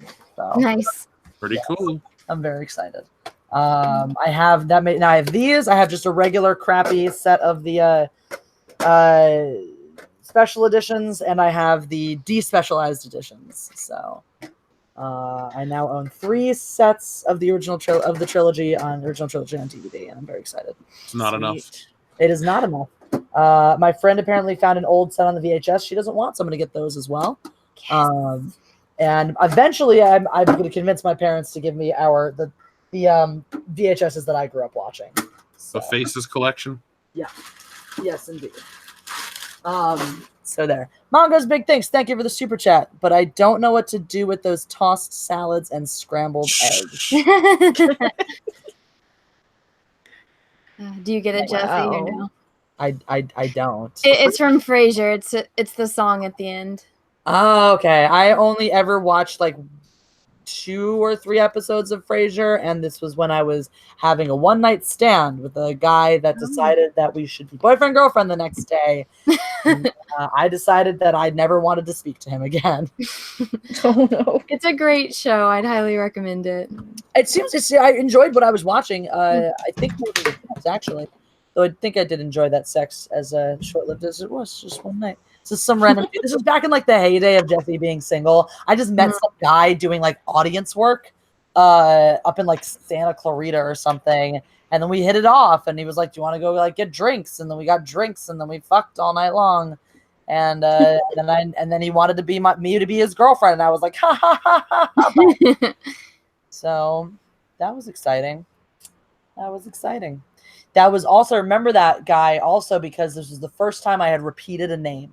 This is my second Alex. Mm. So just wanted to share that because I'm sure you Oh, Bondage Brittany says, perfect guest list, just need Mahler, need 1,000 more viewers. Yeah, and to here until 8 o'clock tomorrow morning, which is when I have to start pre-gaming. Sorry, when I start pre-gaming my pre-game to my brunch, which is the pre-game for my Drunk Lord of the Rings marathon. Ah, that'll be epic. My tomorrow is going to be intoxicated, is the best way to put it. I was like, ooh, I should live stream this. And then I was like, I don't want the internet to see me this way. Not that I haven't previously, but you know. I don't think I've ever watched Lord of the Rings drunk. I don't know if I have either, actually. I think that was the first time I watched it. I was drinking, and I made it like a half an hour in, and I'm like, "Yeah, I'm gonna go play the slot machine thing on my computer." Yeah, I don't know. I just couldn't get through it, and then I finally watched them with riff tracks, and they're all right. I don't remember any of them though. Breaks my heart. You're not into fantasy though.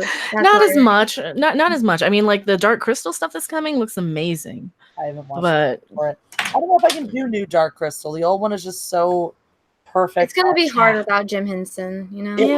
Yeah. Are they gonna bring back the guy that goes? He's in it, so he's played by Simon Pegg. Weird. I wonder what noise he'll make, because that was the most brutal drinking game in college. Was just like there were other rules to the Dark Crystal drinking game, but like drink for every time he makes that noise just killed you anyway. is like not terribly different than doing the Too Many Cooks drinking game. How One. do you play that one? Do you do every Too Many Cooks you take a drink? I have yet to actually do it the proper way, which is that way. Oh, okay. So I've done it a couple times. We did it. We were already like very deep in our night of drinking at this point. So we did a light version where we just drank every time the premise changed and every time the guy appeared. Which, to be fair, as a light version, isn't that much lighter. Yeah, but you can get drunk in like 11 minutes or whatever the length of the video is if you play the proper version. Half of the people I was with blacked out by the time that video was over. Oh wow! What is it? Too Many Cooks. What's that? Don't tell her what it is. Just watch it. Just watch it. It's you funny. cannot explain Too Many Cooks. You just because that's how it aired. It aired on Adult Swim with absolutely no explanation, just one night. And that's the only way for people to see it is you just no warning. Just here you go. Sit them down. Done. So it's a cartoon. No, part of it is. Yeah, that's true. Actually, there is an animated section. I don't understand. You won't. You'll watch it, still be confused. Like, what was that? Do I need to like Google it? Yeah, just go on YouTube and type in Too Many Cooks and you'll find it. Okay. Bondage Brittany says you should live stream Drunk Lord of the Rings marathon. You'll get a few hundred in super chats and it will be fun. I'll talk to the crew. I'll see what they want. But yeah, I saw it 3 times in theaters when I was 11. That movie changed my life. And I actually waited to buy them until the special editions came out with the little figurines that they all came with, little statues. So, Brian Kennel says, is Jeff going to partake in this Lord of the Rings drunk scream and give him an opportunity to actually see them for the first time? That is not the way Jeff should see them for the first time. Yeah, he just shouldn't watch them ever. And in spite of the fuck you, Why are you so against Lord of the Rings? he's a loser. Because everyone keeps telling me to do it. It's just like, I get it. I'll watch it eventually when I'm good and ready. Anyway, I think Caitlin Keeper the Jeremy's linked Too Many Cooks in the chat. If you want to I have it opened up. I'll have to watch it after. There you go. So I'm not gonna watch it in the middle right now. You Yep. should take a drink every time they say the words. You should not, Anna. You will die. Yeah, don't. That's not a good know. idea. I have a very, very low alcohol tolerance, so I probably would die, and I have work to do, so I can't die right now. Did you see did you watch that video I shared? Oh, dude, I had to stop. I was like, what? The Patreon stream? Yeah. Oh my God, I was hammered. I ended up watching all of it because Jane fell asleep in my arms, and I was like, well, I guess I'm not moving until he wakes up. So I was there until like 20 minutes after the damn thing ended. Oh my gosh. But I like to click through just to see, okay, well, this is to see if I would remember and let me get to like these certain points. Of course, the first damn thing I click on is like in the middle, and it's where the dildo question. I was like, oh. You were very open with us that night. That happens when I get drunk. That was a lot of fun. Yeah. It was. Oh, I was so mad though, because I think you sent that to me when you guys were doing your stream, and I just hear Dion and Kendall. The first thing I hear when I click onto your damn stream is them saying, oh yeah, remember when we pissed off Anna watching Game of Thrones? And I was like, oh, those fuckers did it on purpose. I read comic books the whole time because I had no interest in the show, but I was quiet. Yeah, because you're actually a decent, kind, respectful human being. Yeah. I don't know if you don't belong in this company whatsoever. That's true, so I'm going to go. I'll talk to you guys later. All right. Didn't mean to scare you away. Bye, Jeff. Well, that's why he always leaves streams. He's just like, I'm going bye, and just like leaves. Just doesn't wait for anyone else to say goodbye to him. Just like, all right, whatever. Whoops, can't hang. So, now that it's just the ladies. I have to tease Rob. He says, I read all 1,400 pages of Lord of the Rings. Yes, because you're a nerd, Rob. Mm-hmm. They're excellent books. They're wonderful. They're absolutely wonderful. Hey, this is a preview of the show we're going to hopefully do one day. Yeah, eventually. Hooray. Look at us all together. You know what's funny is the only time that we've ever been together, us three, has been on your channel, and it's been on accident both times. I think so, yeah.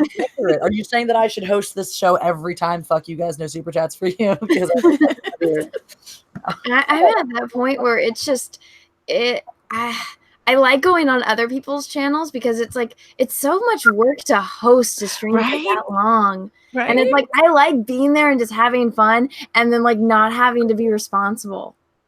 You know? Exactly. Yeah. It's so much to like introduce people, and I have social anxiety anyway. So like if I'm weird around people, it's just because I have social anxiety really, really, really bad. And I'm trying to kind of get over that. And that's all right. I'm just gonna grab you and hug you and not mess around. That works. Like, I'm gonna molest you immediately. That's how I say hi to people. That's how I got past my social anxiety, by just embracing my social awkwardness. Yeah. So I just molest people when I meet them. No. But no, I agree. It's a lot of work, like hosting, because I'll do like the Jackbox games, and I'm like, I just want to drink and play Jackbox once in a while, and it's a lot. It's a lot to kind of like, okay, now we got to get all my channel members in because I like to have them preferential, and then of course I have to like juggle streaming the game to the Discord chat because you can actually see and hear through Discord, which is a really great way to do like watch parties and stuff too. Like if you can't broadcast them for copyright reasons. But yeah, and that's so it's just a lot to kind of juggle when you're hosting, because I also go through OBS. So I'm like using OBS to capture hangouts because I'm one of the old-time gamers, and that's what we all use. So that sounds really confusing. Yeah, there's a lot. It's a lot to do. But it works really, really well, and it's like easy to, because like the only thing you can do with the hangouts is screen share. So if I'm playing a game, then the audience wants to see the game, and then they want to join along, and then they want to hear the people on voice with us, and then the people on voice want to hear. It works, but it's a lot to do. Yeah, it sounds like a lot. Gee, I didn't realize how much it went into it. Side note, I would love to do that again, by the way, because had a blast the last time I was on. Oh yeah, I gotta set up another one with people and like one of the things I always worry about with streams is like sometimes I get in like weird moods where like I just want to go and listen to music and be mopey and a teenager for like an hour or something. Yeah, I hear that. That's like my streams tended on average be. I've never. Well, it's not. I have had long streams, but like I max out at about 3 hours. Like you will rarely see a stream of mine that goes more than 3. So. And I'm over here like I just did an 8-hour stream the other day. Holy shit. Yeah, I don't know how you do that. That's like for me is like. I mean, I guess you make good money doing that, but I think in the one that was like 6 hours, I made the same amount as like the ones that are 2. So it's not about the money. It's just if a conversation is going good, and since I don't really get to see people that often, that I don't get to see friends, because I live down here in the freaking desert, and you're like the closest person to me, Jesse, and you still live like an hour and a half, 2 hours away from me. So, well, 45 minutes if you leave at like 3 in the morning. I know 5 minutes leave at 3 in the morning. That's the only thing. But I don't know if it's the conversation is going good and everyone's willing to stay there that long. It's like I don't mind because it's like this is the equivalent of me going out and hanging with my friends, but we're doing it on the internet. So, and I cherish those kind of things. So it doesn't bother me if it goes long. That's reasonable. Tyler Preston, thank you for your super chat. Says, what TV show or movie do you ladies find overrated? TV show or movie? Mm-hmm.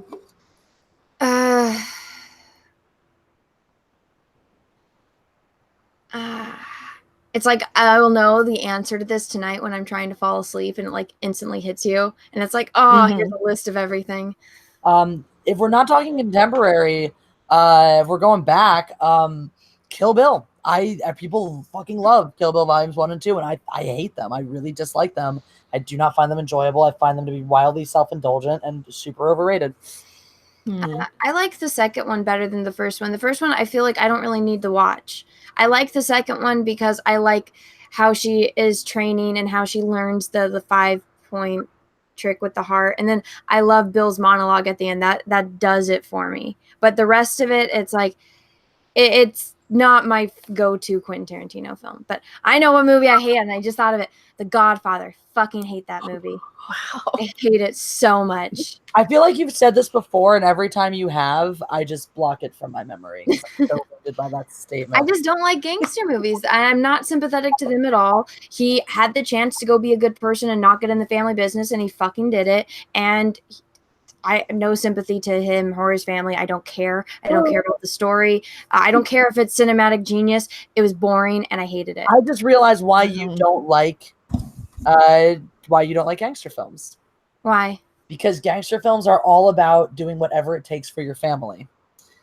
And that is not a theme that I think you identify with.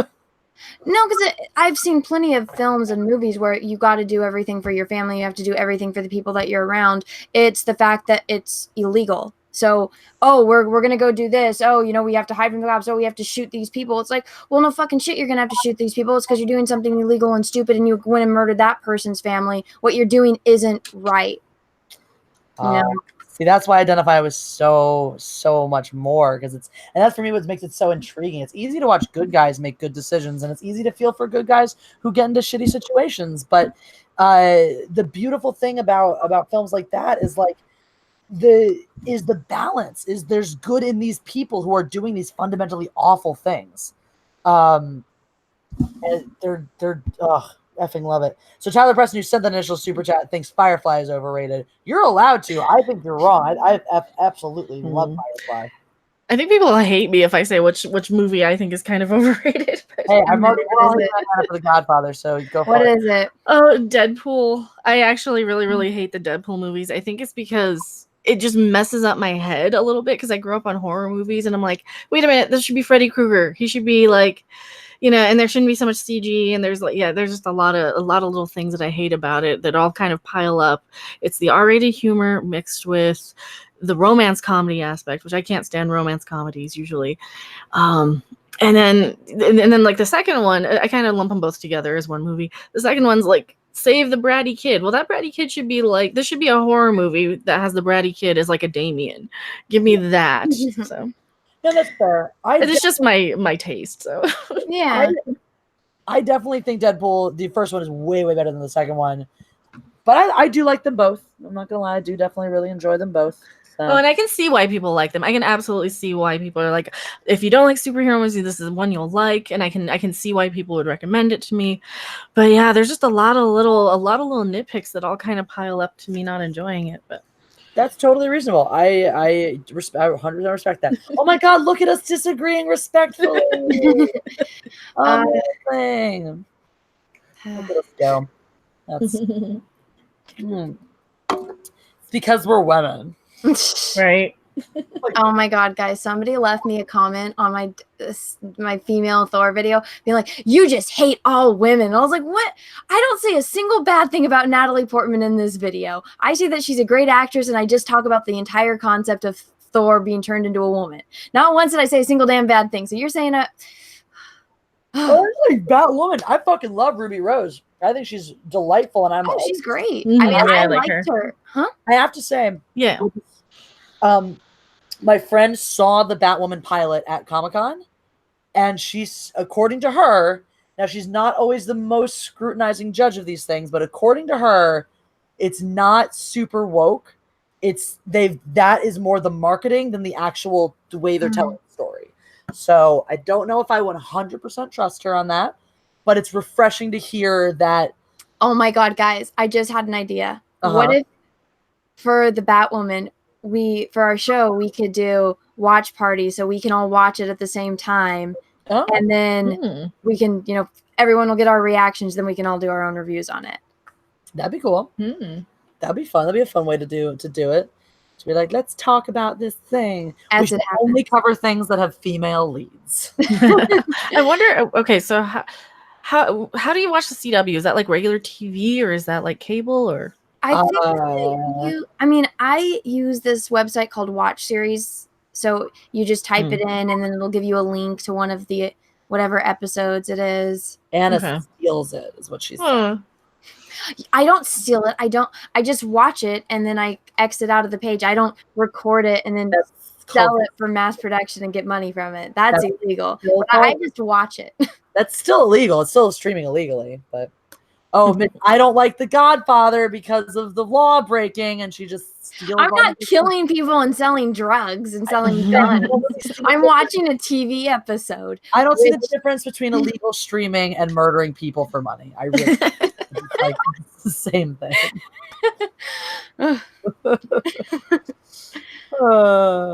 Anna admits too much. What did I just admit to that you steal? That I steal? Even though I don't own these things, I watch it for like 1 minute. Apparently they have an app. All right. So CW has an app. You don't have to pay for the app. I hope you don't have to pay for it, or because I don't pay for cable either, because I don't watch it, so I don't. I know it used to be the way they would do it was like the most recent 5 episodes you could watch for free on the app. I think maybe the way it works. So as long as we stay up to date, we should be able to get in on that. Okay. If not, I can somehow get it without doing illegal stuff. Cough, cough. And I can. One of you guys can stream it, and then I'll do a screen share. But we'll do just an audio thing where only us can hear it. I don't know how we'll figure it out, but we'll do it. Yeah, like Discord. Discord does that. You can screen share and watch party and stuff. Okay. There we go. See, that sounds like a reasonable way to tackle this. I also like how we all have very Mega Ren is totally red right now. Anna's all blue over there in her background. I'm just beige. Wait. Here we go. Oh, getting the party lights going. I just like to say I'm representing white people. So there you go. I think I guess I'm going Sith as usual with the red. Anna's a good Jedi. I feel like I'd be more of a gray Jedi since I don't think blue in your background. It changes. The only reason I had it on blue was because it looks good on screen. Here, I'm gonna go. There we go. Got red. I'm gonna match Mecca. Then I can do green. Wait. Yeah. It's I can turn my camera on, but I'm just messing with my laptop in the background. Look, it's orange. It doesn't. It looks red on the screen, but that looks too yellow. See, this is supposed to be light orange, but it looks green, like a green yellow. Yellow looks green. I don't understand why it gives me green lights when I click yellow. Then when I click the the light orange, it looks kind of yellow. Then when I kick the dark orange, it looks kind of orange. And then red is intense red. And these blues are weird. You're the Jedi right now because all the boxes are blue behind you too. Mecha Random's the Sith, and I'm the white supremacist. I gray Jedi. I'm just gonna put it on random. White supremacy comment. That's fine. Jason, Jason, turn my lights off and go dark side again. They liked that. I did like one video with the lights off, and people are like, "Do more dark side video." fancy. Jason, oh yeah, Jason, you saw the super chat. Jason agrees that, hey, Anna, if you squeeze your pony's right, like it plays the theme song. You know, I've never seen My Little Pony. I just don't want you to get in trouble because there's a theme song playing. It's Tom King says Jesse is gray. That's accurate. That's probably accurate. I always thought like I would get Jedi training and then I would like peace out and just go break laws with my Jedi training. Whenever I take like those quizzes, I always get Qui-Gon as like if I was a Jedi, which one I would be. And I'm like, yeah, that's true, because I'm like one of those people that I think all rules are meant to be broken. It's reasonable. Yeah. I think if I were a Jedi, I'd just be a Sith because I'm evil. But you say that, but I've never seen you do anything evil. Yeah, I suppose. It's probably just all thoughts and reactions. No, I go off on people though. I will go off on some of these like Mary Sue writers because they kind of deserve it. And some of those people. Well, I mean, I wouldn't say that that's evil. I feel like that's just you're passionate about what you believe in, and you'll you're not afraid to back down from something. So I think that's more like bravery and what was I saying? I was trying to use a word and I totally forgot it. But I don't know. I wouldn't consider that evil. The people that write those stupid things, and then when you like present them with logic and facts, and they just refuse to, acknowledge it, that I consider more evil. And that's all. It's ignorance and evil at the same time because they're doing it on purpose. I feel like what you do, you never, do it out of malicious intent. You do it out of search for the truth. You can do evil things in the name of good. That's called being lawful evil sometimes, not necessarily. But yeah, so you can be lawful evil and like go by the book and do like I am justified, like and but still do evil shit. Just because you're not like, just because you have a reason to do it doesn't. Can you give me an example of like a character that's doing things because they think they're doing the right thing, but they're doing horrible things? Thanos is a great example. Thanos honestly believes that he's doing this for the betterment of the universe. But I mean, you can even argue that about the Joker. It's like, okay, well, that's the whole point. Like a good, like feeling that you're justified and doing things for the right reason, or doing things for the right reason does not mean that you're not doing evil things. But see, that was something that I had talked about in one of my streams because I was like, there's no pure form of evil, at least with every character I've seen, unless, some people, they are psychopaths, but in their own minds, what they're doing is the right thing. Exactly. But that's what I'm saying is just because you're doing something in the name of good does not mean it's not an evil thing to do. So that's like chaotic good would be that as well. Like, so you have lawful evil who do things that are like technically right or okay or like by the book, and they do things that are bad. But you can also do things like you can also be chaotic good where you're like anti-heroes where they do horrible things sometimes in the name of what's good. So, Ben Compara says I'm here for Tarantino. Yeah, we got far off the Tarantino stuff. What are your guys' favorite Tarantino films? I didn't get to hear your thing about Once Upon a Time in Hollywood. I really enjoyed. I'm curious to know, what did you think of it? I liked it a lot. I really enjoyed it. Yeah. I thought it was phenomenal. We're not going to do any spoilers since a lot of people here haven't seen it yet, including Mecha Random. You haven't seen it? Wait. No, I should, because like that's kind of one of my areas of expertise is kind of like the Manson family era. Oh yeah? Yeah. You'll really enjoy this then. Probably. I think I will, and especially since he's getting a lot of crap for it. Oh yeah. But it's interesting, and that's actually one of the things I enjoyed about the film a lot is that you won't enjoy it as much if you don't know a lot about the Manson family. I would even say to that you won't enjoy it as much as if you don't understand Quentin Tarantino.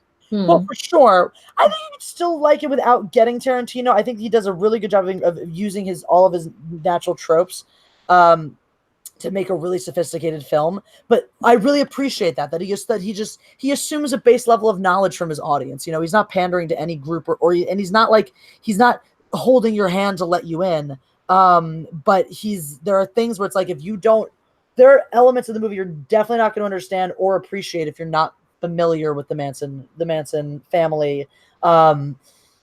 You might get some things if you like know the basics, but the more you know, the more you're going to appreciate all of it. So I'll be like recognizing everything and knowing, because apparently we were doing a stream on my friend Pete's channel, and we talk like paranormal and occult stuff, and we had a discussion one night where it was cults.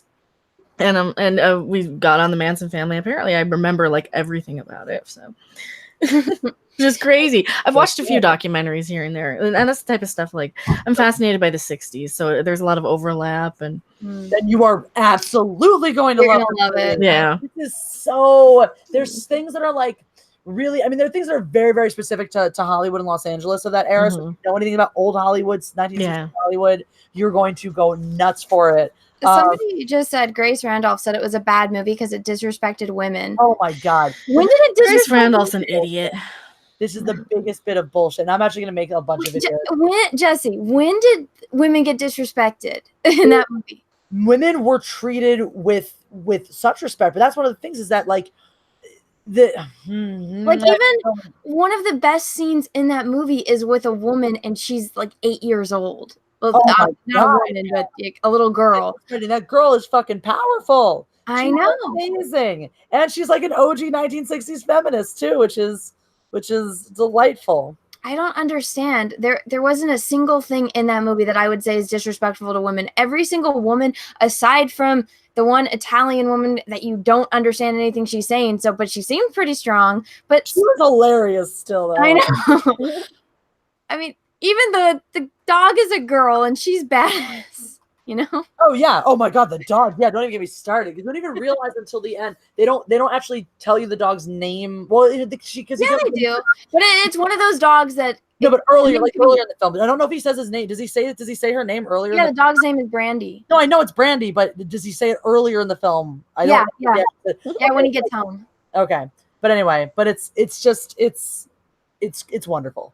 And there's a lot. Oh God, I didn't even think about that element too. Like that actually is a really kind of key point there. Oh, there's so many. Yeah. I don't know. I mean, I felt like the entire, at least even in all of Quentin Tarantino movies, his characters are usually pretty equal on how strong they are, because you have to be strong to survive a freaking Quentin Tarantino movie. He has some incredibly powerful female characters in his films. The only criticism you could have is that really everybody is just serving a purpose or a trope, except for the two main guys. So if your criticism is that all the women are shallow or caricatures or metaphors as opposed to real people, and it's disrespecting them by not giving them depth, well, you can say the same thing about every single other male character in it as well. The movie's about these two guys, so the movie's inherently sexist because it stars two white men. Oh, you know what it probably could be, Jesse? It could be his wife. Maybe that could be the only thing that I can think of that would be disrespectful, because she's the butt of the like whole gag joke with Brad Pitt. Yeah, I guess, but like, I mean, if anything, the only thing I could say is somebody being disrespectful is to Bruce Lee, but I mean, that scene was awesome. So that scene was hilarious. Oh my God, it was good. The Mr. Pete channel needs 700 subs. Says my favorite Phantom Menace ladies together. Woo! Yeah. And that's one of those moments where you're not going to take that as disrespectful if you know Tarantino, because you know how much love and respect he has for kung fu movies. Oh yeah. And that is one of the things. I think that's one of the things I liked about Kill Bill Volume 1 is he does have that respect for them. They're like way more than he's way more knowledgeable. Like he knows every little obscure kung fu and every one of those movies, and it comes through. I really like that. Yeah, absolutely. Oh, Striderman's asking about the new kittens. Of course. The babies. Babies. Oh my God. I was squeeing. They are. Oh my God, it's babies. Jack is sleeping on his frog, but if he wakes up, I'll bring him on. It's like, I can't look at kittens because then I want a kitten. There's one left if you want one. Yeah, I can pick it I up can't. for you. I can't. Well, I'd have to fly with them, and I can't. Oh, the babies! Oh, the babies! They are. They're purring because they love me. Like the boys. Such Look at the kittens. So Mal's eyes are turning yellow. Okay. Jane's are still like a pretty green blue right Can you hold it up so I can see them? Babies! flying. They're Velcro to me now. Let's see the nuzzles. How are the big boys doing? Hold on, let's see me see that. Look Baby. up, buddy. Look up. Do you see that? Do you hear Anna? I know you hear her voice sometimes. You can kind of see its very striking, pretty little yellow eyes. He's gonna be like his dad. His dad had yellow eyes. Pretty. Jane, come show your pretty. And the mom had green eyes. Show your pretty eyes. These are look at the pretty. He's got the gray, green, blue eyes. His will probably turn green like the mom's. Yes, that would be nice. So I think Han got Mal's cold. One baby. Under the weather, just hiding. I think he's a little fever and stuff. But he's eating and drinking and stuff, so I'm not worried about him. He's a big boy. He'll get over it. Mal's feeling totally better. Is Jack doing better? He is. His eyes cleared up. He still has a little bit of a cough, but I think it's more of a hiccup because he drinks his bottle so fast. And oh my god! Oh, and then he gets Well, one of the things with him is he would always get more congested and stuffy when he was drinking all the milk and stuff. The thing with It Jack, took him a while to really run through the all of the mucus. Now he's pretty much better. But they finished. They went through the whole thing of the kitten formula. And so they're on a weaning formula, and I'm mixing that with a lot of wet. They're actually getting more and more wet food every day. So Jack, we tried to have him stop drinking the bottle and drinking out of a dish. He just doesn't understand. Aw, poor little the little runt. I was like, come on, Jack. I know you're the runt, but come on, you have teeth. So I got my cat he's got a drinking fountain on my cats. It's one of those flower ones, and they won't drink out of a bowl anymore. Mine Han likes the bowl better. I have the like pretzel drinking fountain. Lando only drinks from the spout. Han doesn't like that one as much because he's stupid and has bad spatial awareness. So sometimes he'll put his head too far in, and the water will drip on his ears, and he doesn't like it. So I've had a little bowl out to try to teach these guys to drink water, and so Han drinks from that. Yeah.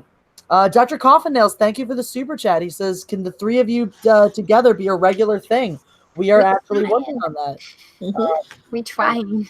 We're trying. It's all about finding a time that works for all three of us. But yeah, we're working on it. So thank you. I'm glad that you guys like it. But if you guys do enjoy this, if you guys really like it, if you guys really enjoy the collaboration, please let us know.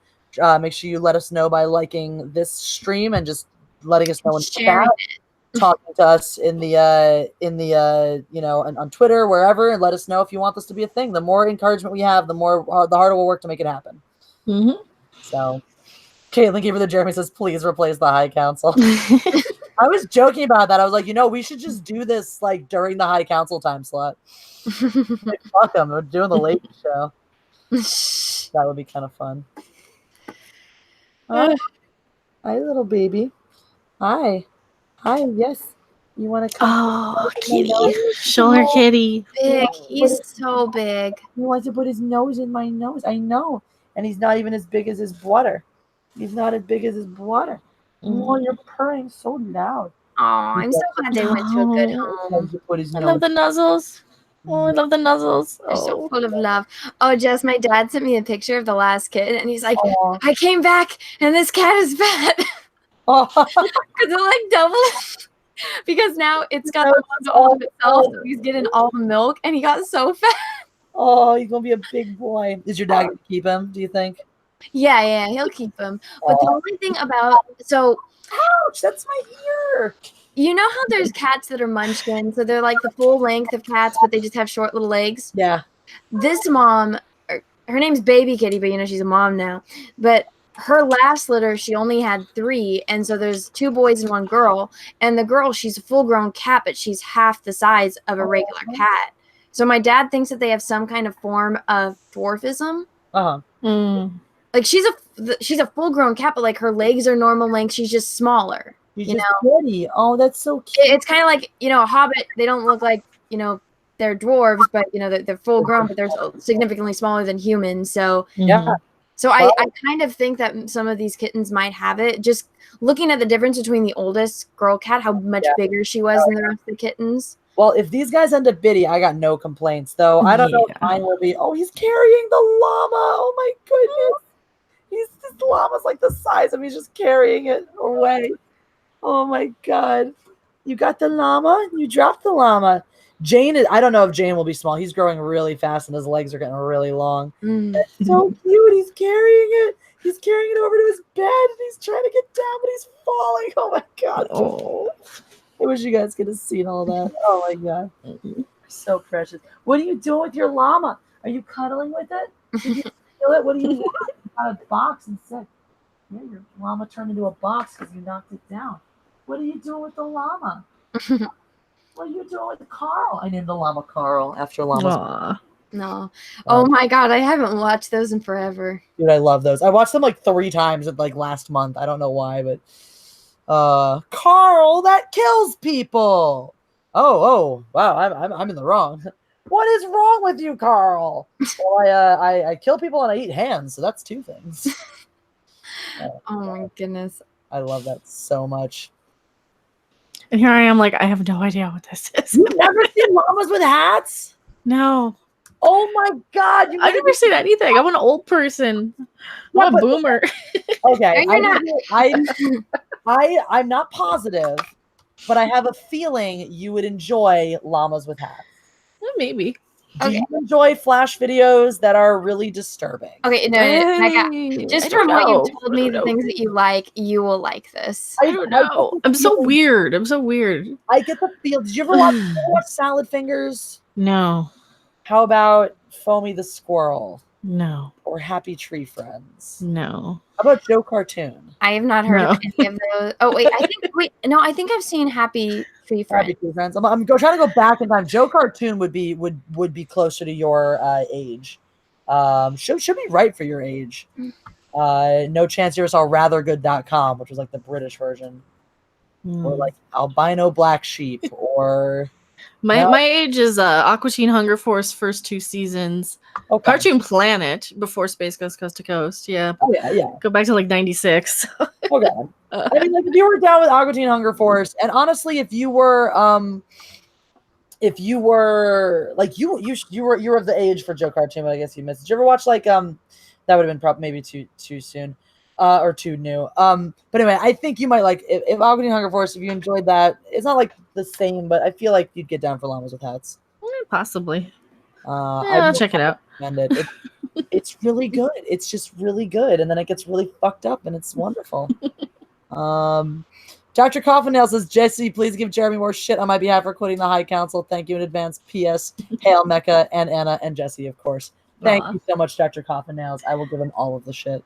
Actually, Dr. Coffinails is the first person I ever met who was like a fan from after I started doing all this YouTube stuff. So nice. And I'm going to Ghost again. So I met him at a Ghost concert and I'm going back. Oh, cool. I have a friend who is obsessed with ghosts and is going to see them in Canada in the fall. So Canada. Yeah. They're playing in my old hometown where I grew up. It's so weird because it was such a small town when I lived there in the 80s and 90s. And then like, oh man, it's just cool because I saw them in Chicago in a tiny little club, and now they're going to be in a huge arena here. And that's really and I moved out. I wear my ghost jacket. Are you from Colorado? Yeah, I grew up out here. Nice. I moved back. I hear it's beautiful. I feel my family said that we went there when we went to Yellowstone because we went through Wyoming. My mom was like, "Oh, let's just go to Colorado." I don't remember it. I think I was sleeping, but I really wanted to go because one of my friends in college, he was from Boulder, and he was telling me about all the rock climbing. But I heard that Boulder is like a hippie town. Oh yeah. It's a college town. It's a lot of like one of there's Pearl Street, so you'll have like street performers and you have all like the specialty shops. You have all the like you can buy the Oh, what are they? Those hoodies, the kind of hippie parka hoodie. I can't remember what they're called now. I think I know. But yeah, so they have all those from India and Nepal, and they have all those shops and all the incense stores, and they have like the new age bookshops and stuff. It's really great. Yeah, I grew up with a lot of that stuff. So Love Boulder. Aspen is great. Aspen is also by the statistically one of the whitest places in the country. As far as snow or people? People. Oh, okay. Yeah, I believe that. So somebody, I think it might have been Improv Everywhere, did a video that was like meet a black person, and they just like sent a black guy in a whatchamacallit in Aspen, and they're like, hey, here, meet somebody. And there was a guy like, oh, this is so ridiculous too, because people were like, oh, hi, hello, it's nice of you to do this, I guess.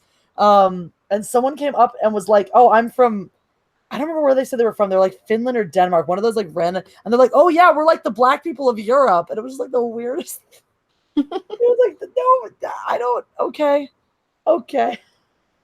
You say that, strange Slavic person. You just continue to feel that way. Oh my God. It was special. Yeah, I believe that that's like a ski town. It's very well to do. It's wealthy. Yeah, Hollywood vacation spot. Yeah, indeed.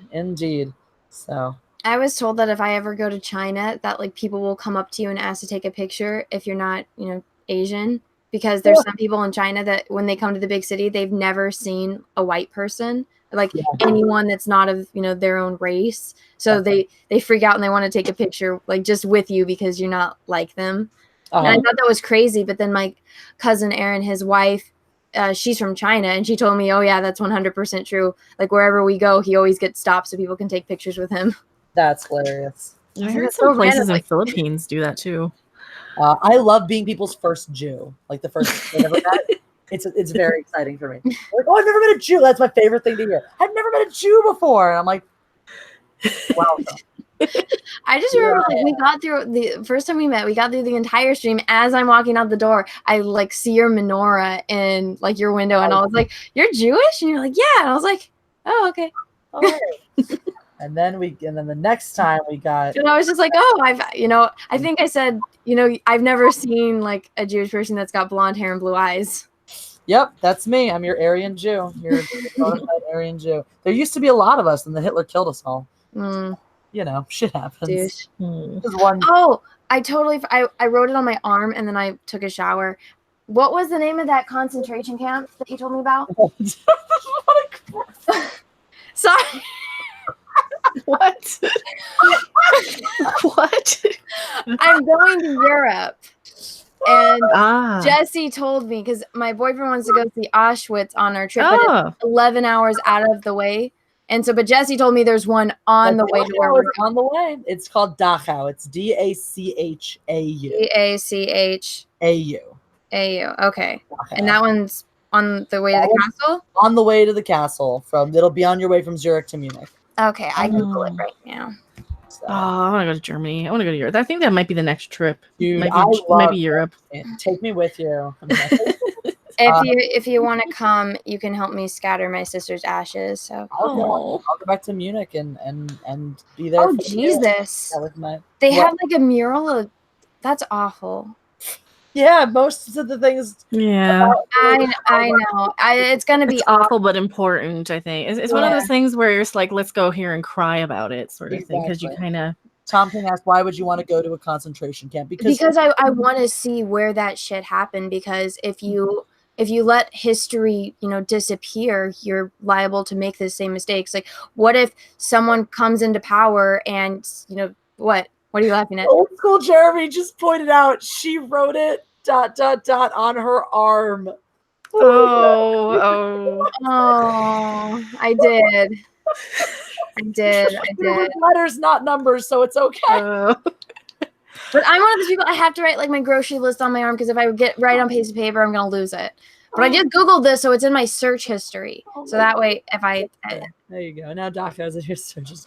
There's No, but it's a big part of Jewish culture is remembrance, because if you go back to the long and storied history of the Jewish people try to kill us a lot, and understanding what happened and remembering what happened is an incredibly important part of understanding why it's important to be Jewish, why it's important to preserve our identity, why it's important to keep the faith alive, etc. So, which is one of the reasons why I'm very culturally attached to my Judaism. I'm not religious. There's actually a lot in Germany. I just pulled up a map, but yeah, you're right. That one is like right there. Dachau is also one of the most famous ones too. It's like one of the big. It's like right up there with Auschwitz for like being one of the really fucked up ones that killed a lot of people.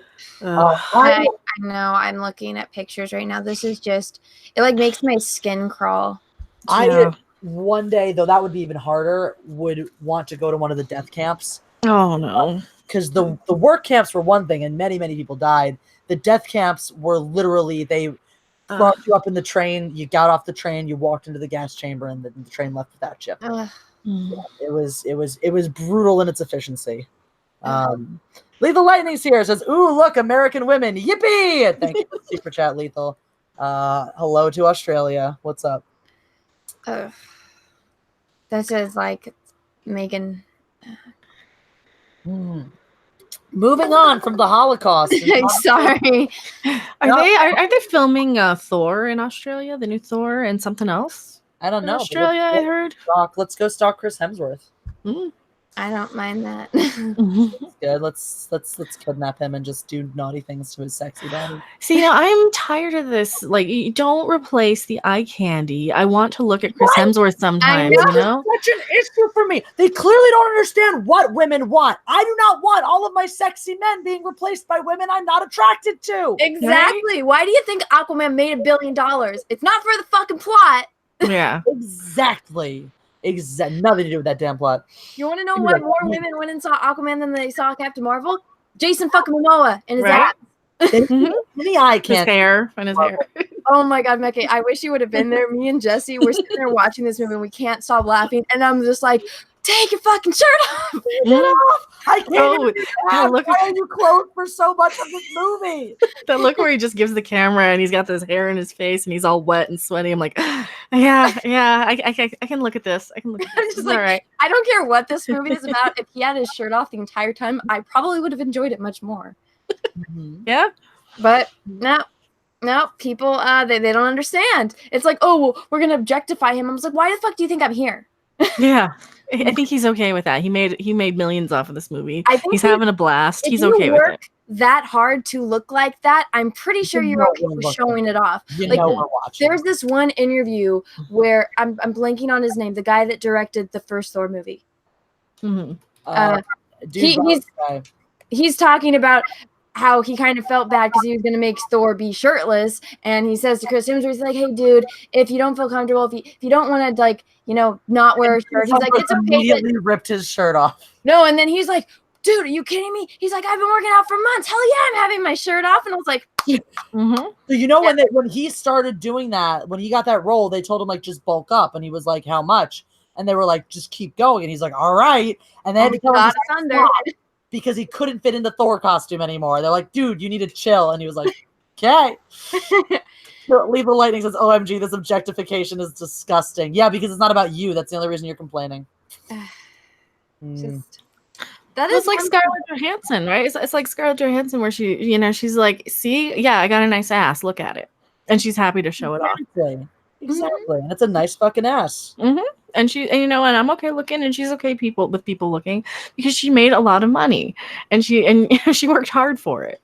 I think another thing that people don't think about is these actors are. Sorry, Kenneth Branagh directed the first Thor. Didn't mean to. Okay, yeah, so he was the one doing the interview, but they're beautiful right now. Of course, they're Hollywood mega movie stars. They're gorgeous human beings. They're not going to look like that forever. It's like, yeah, if you got it, show it off.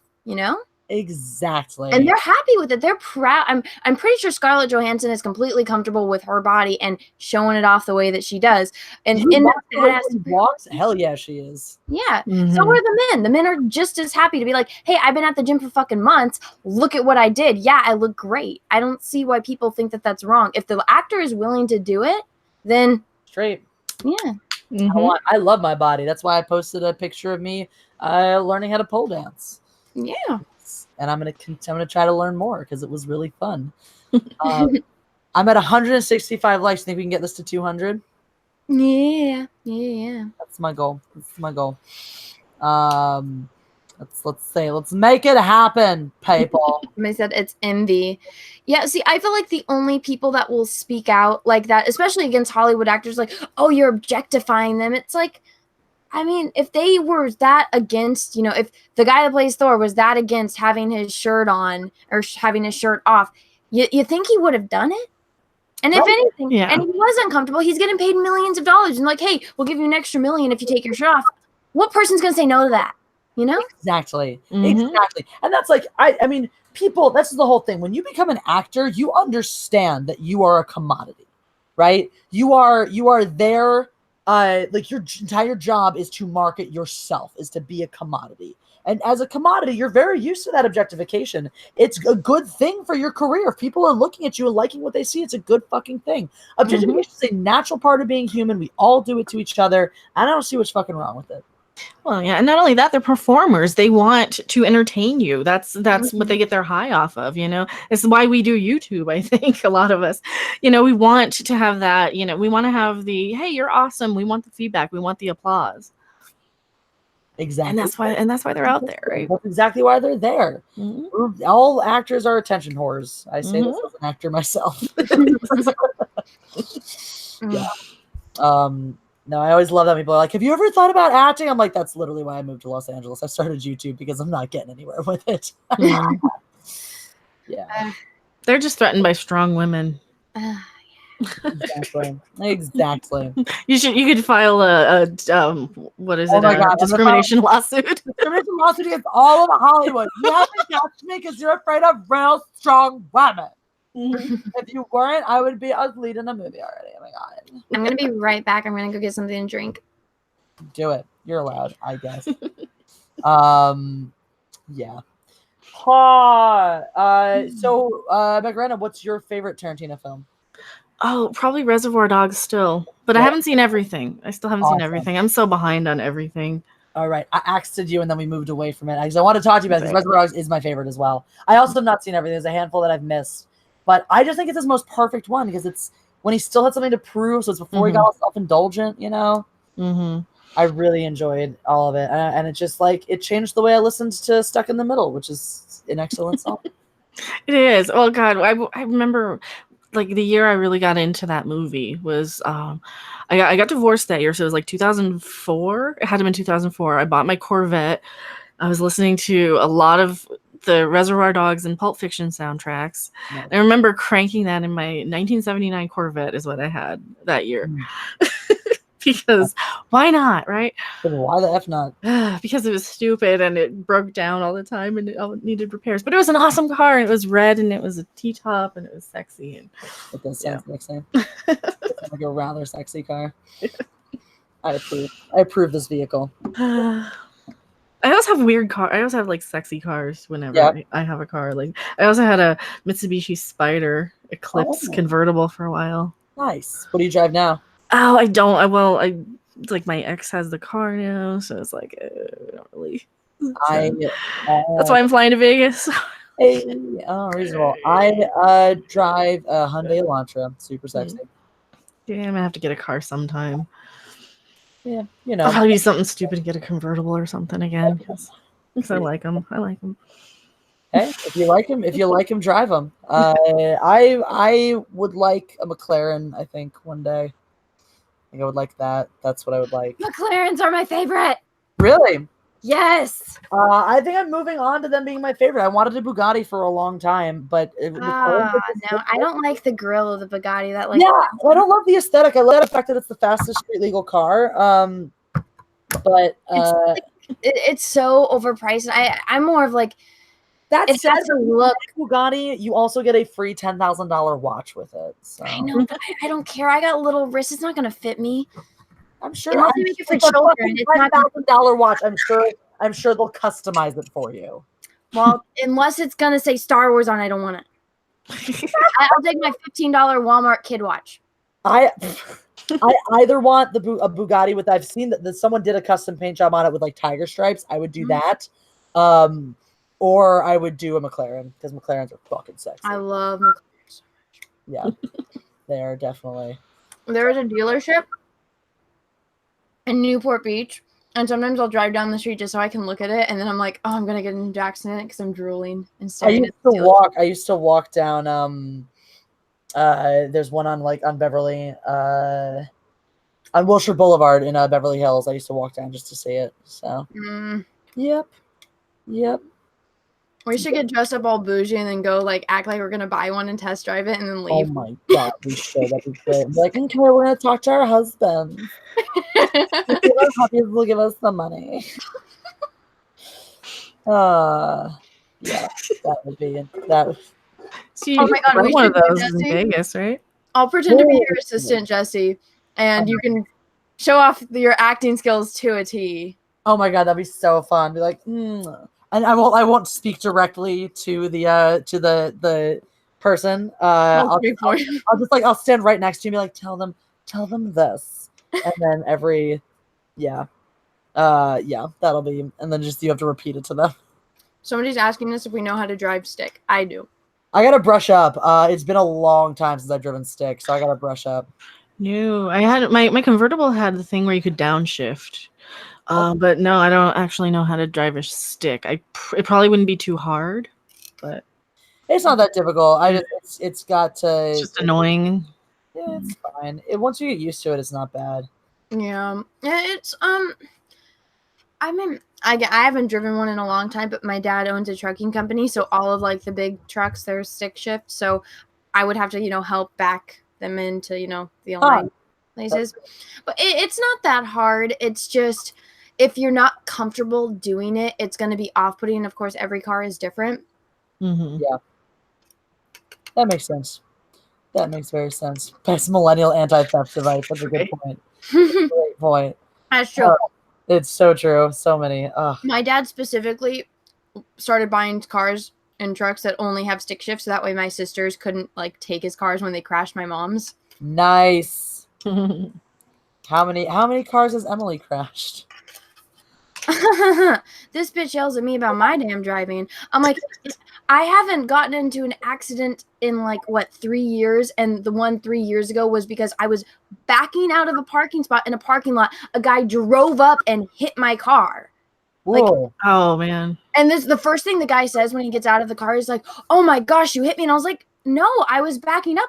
I didn't see you. You came zooming in a parking lot where it's 5 to 15 miles an hour." Mm-hmm. And then he's like, "Oh, well, I don't want to call my insurance. You don't want your insurance to go up, do you? Okay, well, it's only going to cost $2,500. If you just give it to me now, I won't call my insurance." I'm like, oh, that sounds, legal. That sounds shady. They can determine that this is your fault, and you can fuck right off. No, but Emily, she totaled my mom's station wagon. She has crashed into so many cars, and then she's like, "Oh, well, that doesn't matter, Anne. I'm a better driver than you." I'm like, what? I have never totaled a car. I have only ever gotten into fender benders. Yeah. That's what happens when, I will say I have been in 4 cars while they were being totaled. I was the driver for 2 of them, and neither of them were actually my fault. So, but I got hit by a drunk driver, and that wasn't my fault, obviously. And then I got, let's see. When I was backing out of a parking lot, I was I think I was backing out, and then the guy hit me in the side of the door, and then I went back in, and then he took off. So of course he did. Douche. I don't think I repaired. I didn't repair it. I might have repaired it. It was just a little dent in my car anyway. Oh God, what other car wrecks have I been in? I think that's all of them. Or since I was an adult anyway. Anything else was before that. There was one car accident. It was the worst one I was ever in, but I was driving from San Francisco down to Southern California because I was going to a convention, and I drove straight down from San Francisco to Southern California. It was 3 a.m. I get to a light. Okay, I'm at the light. The light is red. It changes to green. It's an uncontrolled left. But so I'm like, okay, well, the car that is coming, it's all the way down there. I have enough time to get through the intersection. So I'm like, okay, light turns green. I go, and I'm kind of going a little bit fast so that way I can get through before the car comes. I still have enough time to get through this light, and I have somebody in the passenger seat and somebody behind the passenger seat in the back seat. You know how it's, an intersection, there's crosswalks. Okay. Yeah. Where the person hit me, they hit me on the passenger side, like the passenger side door, and then the back passenger side door, like right there. I was already in the crosswalk. So for them to hit me at that means they would have to be coming and swerve to hit me. Because if he was just going straight, he would have hit the back of the Suburban. Oh, God. And I get out of, he hits my car. I go like off the road into where the bike trail is and kind of off. And so I was like, what the fuck? Like, what happened? And like the windows are smashed and like the side of the car is completely smashed. And then where the glass broke, it fell in the middle of the crosswalk. So I was like, he had to swerve to hit me. There's no way he hit me if he was going straight on. And plus, he was all the way back there. There's no way in hell he should have hit me that way. So I get out of the car, I go to talk to him, and I'm like, what the hell, man? Like, are you drunk? Like, you purposely sped up to hit me because you were all the way back there. I have people in the car. There's no way I would have put my life in danger, the car, and my friend's life in danger. He starts speaking in Spanish, and he refuses to speak to me. Both of my friends in the car spoke fluent Spanish. And my best friend gets out, and she goes up to him, and she starts speaking in Spanish, and he looks like dumbfounded because my friend Sav, nobody ever thinks that she's Hispanic. They always think that she's Asian, but she's full on Mexican. So she starts talking to him. The guy that was behind him, I'm convinced that they were friends. He just gets out. He's like, oh, you're going to jail. And da-da-da. And I was like, why would I go to jail? He hit me. And then the cops show up and I show them. I'm like, the way that he hit me, he had to swerve to hit me. But then, of course, the insurance didn't see it that way. But I even showed them pictures and everything. But it was so fresh. That's the worst accident I've ever been in. And that was 100% not my fault. Yeah, that sounds stupid. That was like the same thing happened to me. This was one of the cars I was in that was getting totaled. My friend was making a left. It was this very similar kind of thing. She was making a left turn. I was in the passenger seat. She had plenty of time. She wasn't going that fast because she's like a little nervous driver. And this was when we were like teenagers too. She had plenty of time to make this left-hand turn. The other woman was like way the fuck back in the intersection. And that woman like must have been on her cell phone because she did not slow down.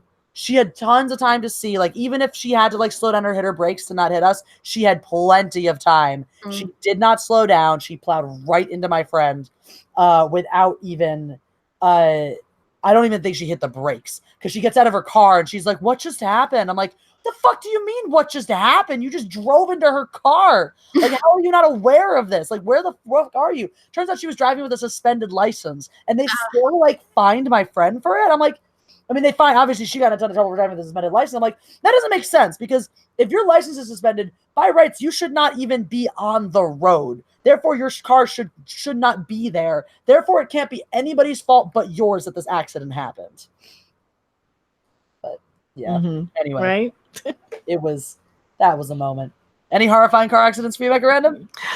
Well, just the one that I was in, but I was kind of such a pain in the ass that I'm like, all right, screw this. I'm not gonna let this one stop me, and I'm gonna get up and walk away from it. But yeah.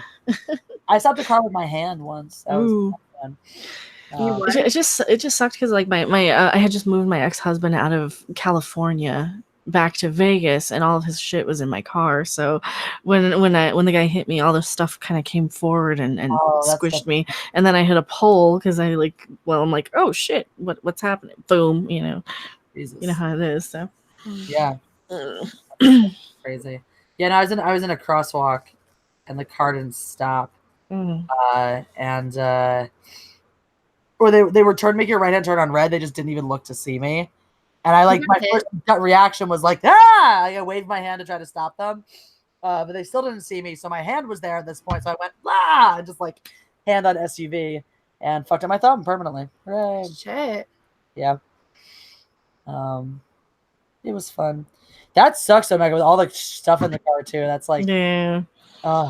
Did shit get broken? I think so. I mean, it was like he had like a trash compactor and just like a TV, I think, or maybe he got the TV out. I don't remember. Yeah. It was so long ago too, and and then of course he was like losing his mind, going through some mental breakdown or some crap. Like I just couldn't deal with all that. So. That sounds awful. No, kitten, no chew wire. No chew the wire. No chew the wire. Baby. Here's my baby. Here's my baby. I'm 24 likes away from 200 now. Hooray. Let's do it. And if you haven't liked, at least like for the kitten. Like it for the kitten. Like it for Malcolm Reynolds. He's such look at those paws. Oh, he's gonna be big. He is. His paws got like 2-3 days ago. His paws got big, and I was like, I'm gonna have a boy. He slowed down because he was sick, but now he's getting big again. Aren't you getting big again, little one?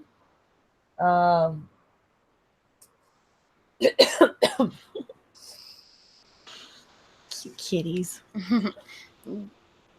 Jack just had a bath, so he's like all bundled up in blankets sleeping. Aw, my kitties will need a real. His eyes are so freaking big. They're like half his head. We'll clear up real quick with the drops too, because like as soon as I gave Mal the like medicated eye drops, they were just like boom, better. I had to give him a couple. He's still getting a little bit of like the buildup in one eye. So and I didn't give him any the last couple days. So maybe I just need to do it like once every other day. Yeah. But I'm still giving him the medicine for the respiratory infection. Yeah. His once I gave him, because they gave me the antibiotic eye drops, and once I gave him those, it was like instantaneous. But yeah, he's now like he's not even sniffling anymore as of like the past couple days. So he's just finished his antibiotics. He's such a happy. That's good. Sav said the kitten that she got, she's like, "Oh, is your kitten sick?" And I was like, "Yeah." So you're gonna have to take it to the vet and everything. Yeah. But it's like it's not terrible. I'm so glad it wasn't worse, the kitty leukemia. Yeah, that would have been terrible. I was so scared that it was gonna be. But no, and Jane didn't get sick. It's funny because like Jane must have a really good immune system. Either that or maybe he was patient zero. Maybe he already had it and just not as bad. Because Mal was sick. Han is really sick, but he'll get better. Lando definitely has it a little bit. Like feels fine and is acting normal. But I noticed, like, I think they must be getting a sore throat or just a lot of mucus in their throat from it. Because, like... What if you just gave them some of the kitten's medicine? I'm thinking about it because it's an antibiotic. They need to be able to be on a full regimen. So I have to measure it out and see if there's enough because you have to give a lot more since he's so big. It's like 5 milligrams for every pound of body weight. So... How much did your kittens weigh? Do you remember? What? How much did you... I don't think he even weighed them. He just... Really? That's how they had to measure how much medicine to give him? Mine, I mean, they might have weighed him in the back before they gave him the medicine. But because that was one of the things, like he definitely was afraid. Like the vets were definitely, when I was like, I have a sick kitten who's really, really young, they were definitely all super afraid that it was going to be leukemia, which is super contagious. So they were like, normal. I mean, the vet's so busy on Saturdays, and I was a walk-in. Normally, you wait forever to even get in a room, and you wait in the room forever for the doctor to come in, for the vet to come in. And they were like, "Oh, we have a room for you right here, so you don't have to wait out in this crowded area, and you might be contagious and all that."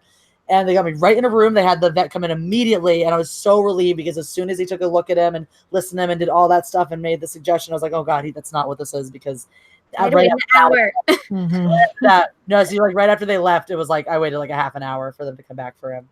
So totally off topic, but people keep talking about the Area 51. Oh my God, I kind of just want to go just to watch all these people try to run into it. Watch all these people get shot near there. I don't be anywhere near there because when they all disappear, I don't want to be part of that. See, the only reason I would want to, I've always wanted to go to Area 51, but then I heard when Pokemon Go came out that Mewtwo, the only place you could get it was at Area 51. Seriously? Oh yeah, God. So you have to go to like that area to get Mewtwo, and I was like, I kind of want to go just so I can get Mewtwo. No, not worth your life. No. Well, yeah, I'm not gonna go do anything stupid that would get myself killed. I'll take a picture next to the sign. Yeah, you can take a picture. I'd see. I wouldn't mind doing that, but It'll be fun. Yeah, and then just stand on top of a mountain and watch all these idiots try to run into Area 51. Yeah, that's gonna be hilarious. Kitten. I guarantee you, like, it might not even get that far. Probably just like all of a sudden this movement's gonna die out. People actually start organizing and buying plane tickets and shit like that. All of a sudden, all of those people who were gonna do it are just gonna quietly disappear. I don't well, know. yeah, It because could it be costs like, money to go. it could But be like also, the like, quinceanera If they thing. actually make plans to go, they're gonna Mhm. disappear before it happens. Mm-hmm. It's possible. September 20th. Yeah. That'll be funny. I'll be enjoying my vacation to Maine on September 20th. Maybe I'll be just coming back that day. Nope, yeah, it'll be the last day of my vacation to Bar Harbor. So I will. What I'll be doing in September. That's Ooh. like in a few days, isn't it? Late September. I'll be at Ghost. It's August. It's not in a few days. Hmm? September is a solid month away. Yeah. Well, it's almost August. It's gonna be I got August my soon. months mixed up.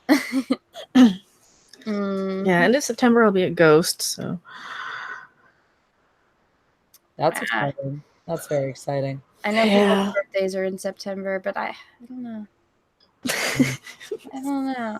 I know in October, that's best month of the damn year. Gee, Anna, why is that? Halloween and my birthday. What's the actual day for your birthday again? I would keep forgetting. Shush. Okay, no. It's Halloween. It's Halloween. I've celebrated on Halloween since I was born. Gotcha. Doesn't matter. That's not the actual day of my birth. Mine will be on Thanksgiving this year. Oh yeah. Mm-hmm. I was just about to ask a stupid question, but then I realized that has nothing to do with it. What? I was gonna say, oh, I didn't know, like if that was like one of the holidays that you celebrate, but then I realized, oh, that's not even a religious holiday. Not at all. I just hate America. Okay. I know. Some people don't celebrate this though. stupid question. No, some people get mad about it because of pilgrims. But I guess my birthday is also near a holiday. It's near Valentine's Day, which sucks. It's 2 days after. Oh, I love Valentine's Day. Too bad it's not one day after. That's Lupercalia. That's the Roman holiday for fucking. Yeah. Really? Well, that's the holiday for getting half price candy. At Yes. That and like the day after Easter. Yep. Half off chocolate, everyone.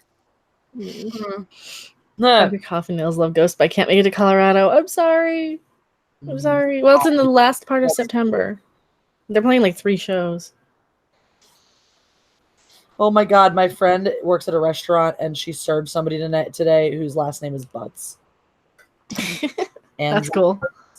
Oh my god, I feel so bad for that person. Poor Andrew Butts. Yep. Such is life. Mm-hmm. They're trying to change the date of Halloween. How? Why? That's Team Jesse, yes, we are both Sagittarius. That is correct. Who? Team Jesse and me. Scorpio. Yeah. I realized because I'm kind of on the edge there.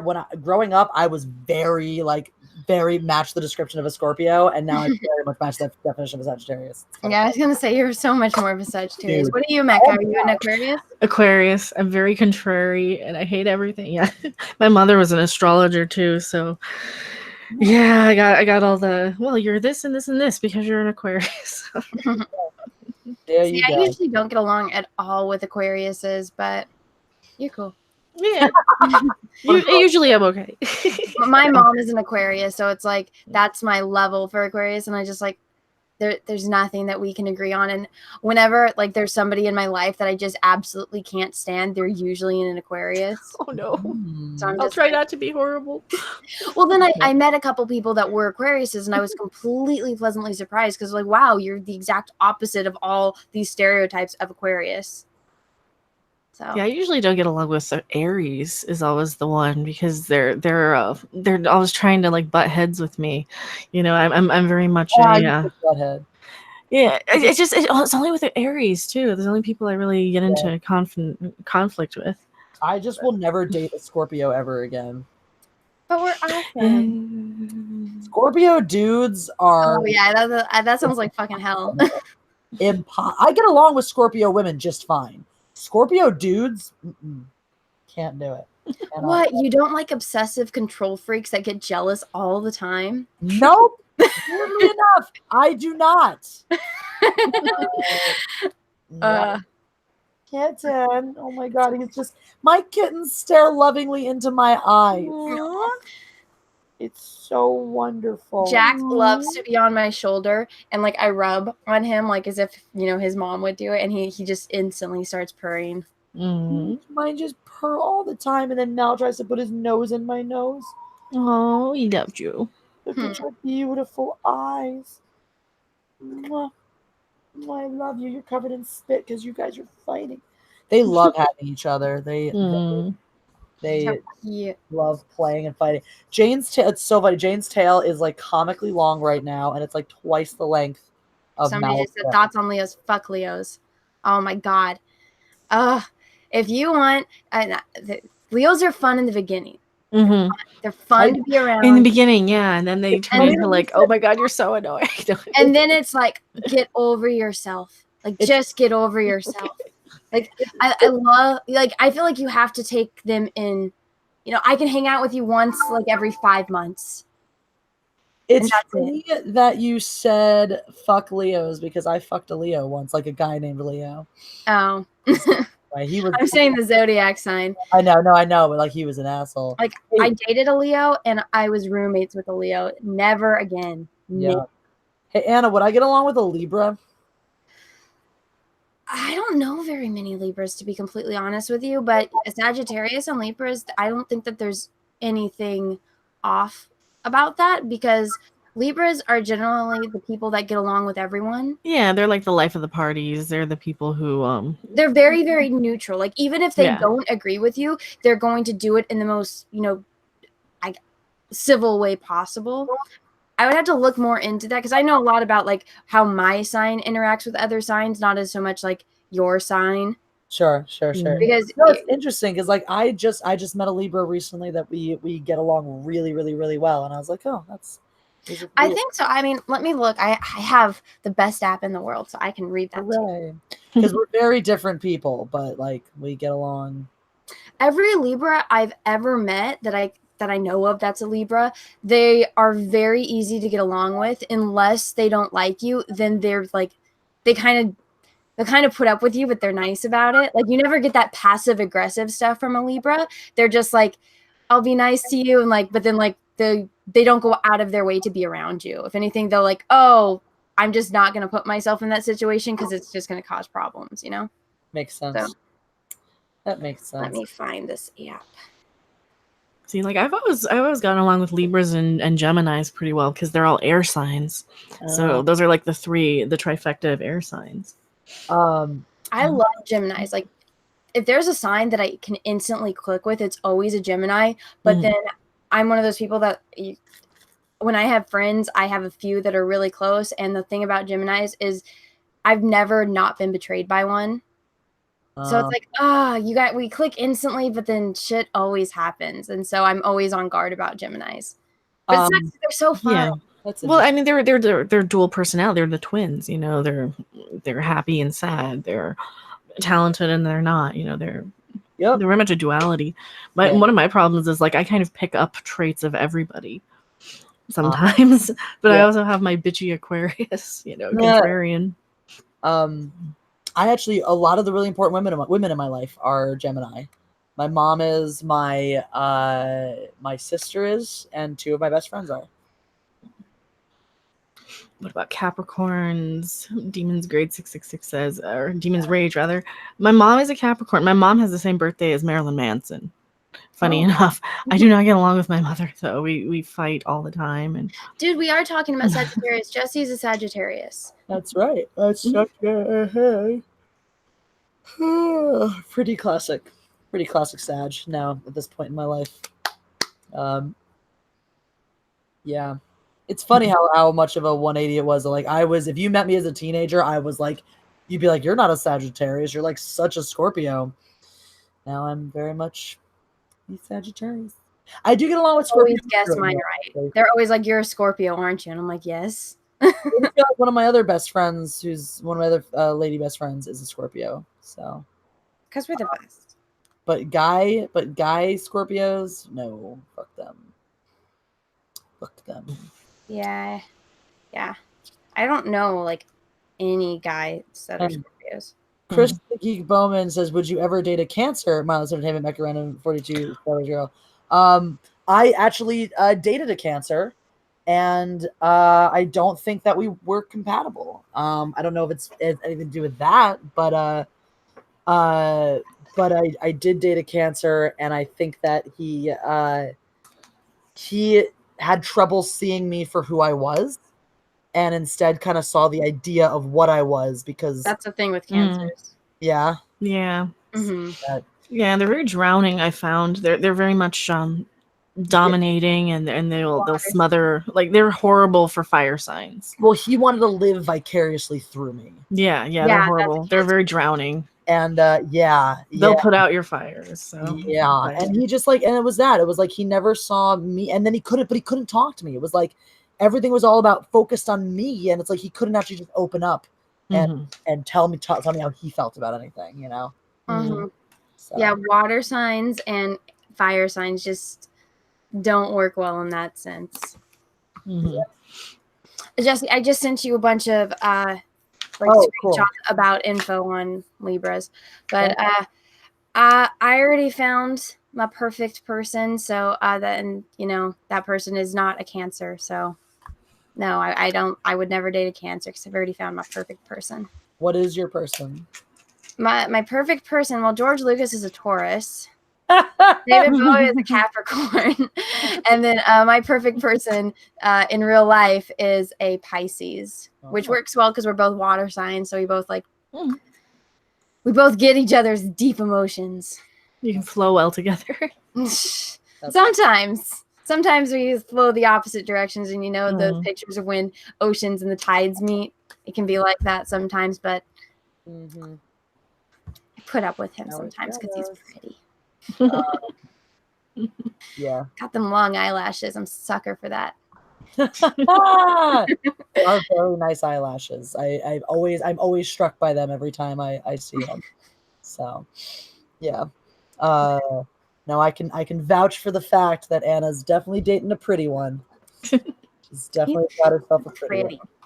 So I tell him that all the time. Like, you're so pretty, and he's like, no. That's for sure is. I can talk about this because my family won't see it, or his family. When I went to go visit, because he's got 3 brothers, so he's the youngest of 4 boys. And so we went to go visit his family. It's the first time I'm meeting his brother and like his sister-in-law. And I've been warned, she's a lot of fun, but she's super outspoken. So one of the things she says, we're out on the porch, both like my boyfriend's there, his brother's there, and she's straight up asked me, so which one out of the guys do you think is the cutest?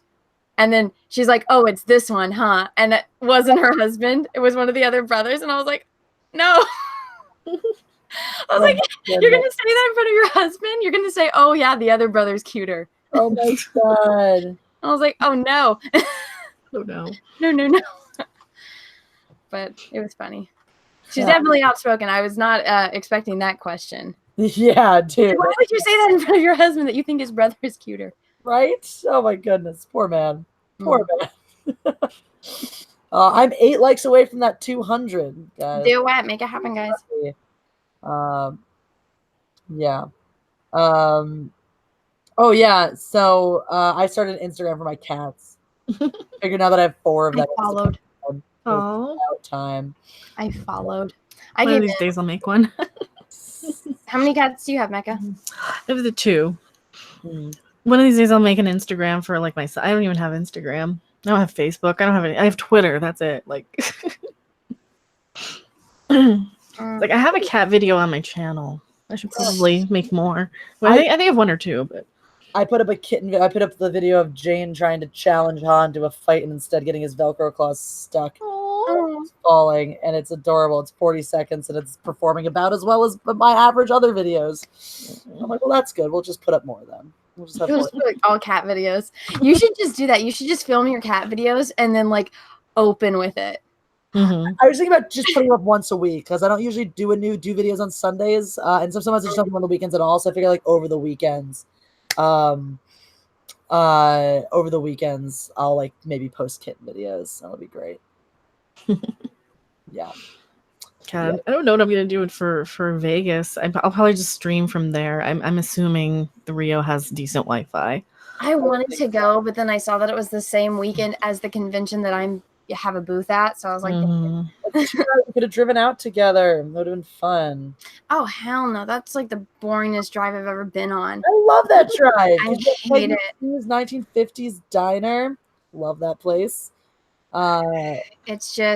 It's 4 hours of absolute hell. I can drive to Boise, Idaho from California, and 12 hours can do it. 4 hours to Vegas, hell no. I'll pay $90 to take the plane.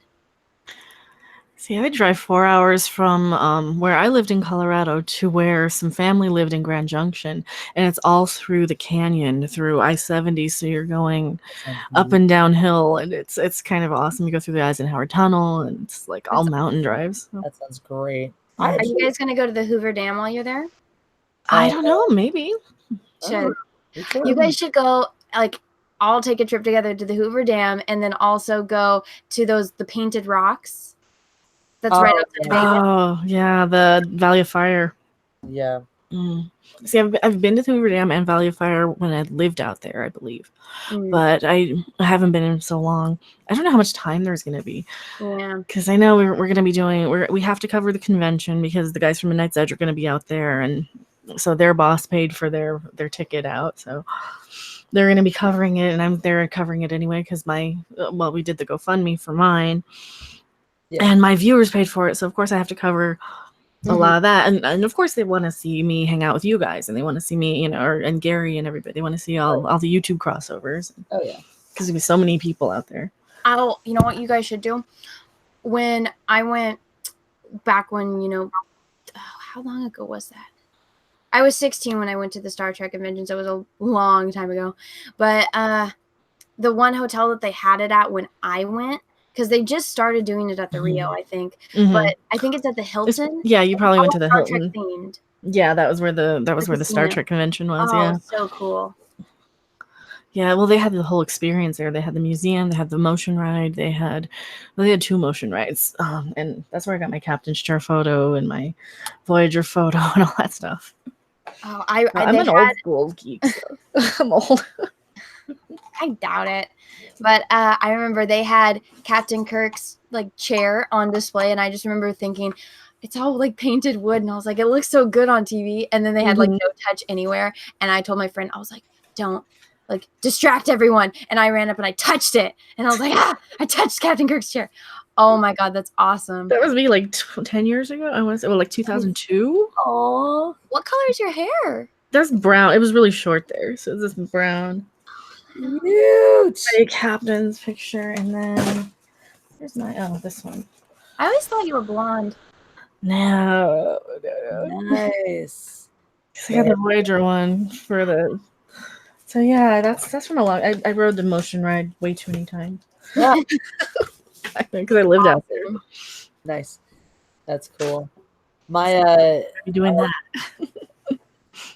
One of my fans sent me a bunch of signed. They sent me They sent me a signed one, signed by Shatner and Leonard Nimoy. Oh, that's awesome. And then I have 6 Next Generation cast members all signed, including all of the major ones. So, Picard and I don't have anything signed by anyone except for that one thing that we got Jesse at Star Wars Celebration. I have that. I need to go home. Next time I'm back in Philly, I got to bring out my I have 2 Firefly signatures now, and I'm really sad because I'll never get them all because Ron Glass died. Yeah. So, yeah. I have Mystery Science Theater signed poster from the season 8 when they're on that, and then I have Penn and Teller's signature, and I have Ween stuff signed. They're a weird band from the 90s that I saw a million times. That's about all the stuff I have signed. I have a couple of autographs from country singers, but that's about it. But. Country singers, huh? Is that your thing? Yeah. You a country music gal? I feel bad. I'm like the Ghost fan, and like I've seen No, Slayer. I love rock. I love rock, but well, I mean, I grew up in like my whole families are farmers, so it's like usually you don't really get the hard rock bands that I liked coming into town. You only get like the country music, and the concert isn't as expensive, or they're at the state fairs and everything. Sure. So like I've been to rock concerts, but it's like they're not going to be there signing autographs, whereas like the country music they do. Yeah, that's cool. I've been to, well, it actually was neat. My friend won tickets to see Young the Giant at just like a bar show in Albany when I was living up in Vermont, and it was cool because it was like they had a couple of hits on the radio at that point, but they weren't like huge yet, I guess. So they just played this like little tiny bar in Albany, and we just went for free. That was also I saw AWOL Nation for the first time at a train station in Hartford. It was like not like a converted into a venue train station, like legitimately still like functional train station, big space for concerts. That's awesome. It was I love that band too. I've seen them twice now. Imagine Dragons opened for them, which is hilarious because now they're like now Imagine Dragons is much bigger than they are, but like Imagine Dragons that Its Time was on the radio and that was it. Radioactive hadn't even hit as a single. I heard it for the first. It's funny because I heard Radioactive for the first time in that show because I went to see something with one of my friends, a movie with one of my friends, and Radioactive was was the first song in the credits. And I was like, why does this song sound familiar? Is this the original version? And my friend who had gone to the concert with me was like, we saw them live in September. And I was like, oh, shit. But they put out a really, really good show. It was a really good show. And that's actually what got me into them as a band. And then they put out a bunch more albums that all sounded exactly the same. And I was like, well, this sucks. So, but I still love AWOL Nation. AWOL Nation is still awesome for me. So they're like the only AWOL Nation, I think, that is the newest band that I've like really gotten into in terms of like new bands. Most of the bands that I love like formed in the late 90s or early 2000s. So. Most of the bands I love are like formed in like the 80s or 70s or 60s. I mean, like I also, I was raised on the 60s, so like my favorite band is still the Beatles, and I'm fine with that. You'll get along with Rob. He's a huge Beatles nut. Nice. I love every Beatles song. But yeah, a lot of that like the 90s like grunge and post grunge, like beginning of alt rock, like Smashing Pumpkins and I mean Nirvana and like even Puddle of Mud and shit like that. That was all my jam. But then I got really into pop punk as well too. So I was all like super down for like Sum 41 and Blink and all that stuff. Yeah, in chat, Alice in Chains and Faith No More were good grunge. Faith No More was amazing. Alice in Chains, absolutely. Like a lot of the early Alice in Chains was great. That was kind of when I listened to more radio stuff. Yeah, it was more Alice in Chains or even Faith No More. But I was like in the 90s, I was listening to like a lot of punk, so a lot of Cramps, Ramones, Circle Jerks, Black Flag, and I was listening to like Ween, and I was listening to a lot of the goth stuff like Danzig, anything that came out of Danzig, all of his 3 bands. So Misfits, all that. Typo Negative, 45 Grave, a lot of anything with like a pipe organ.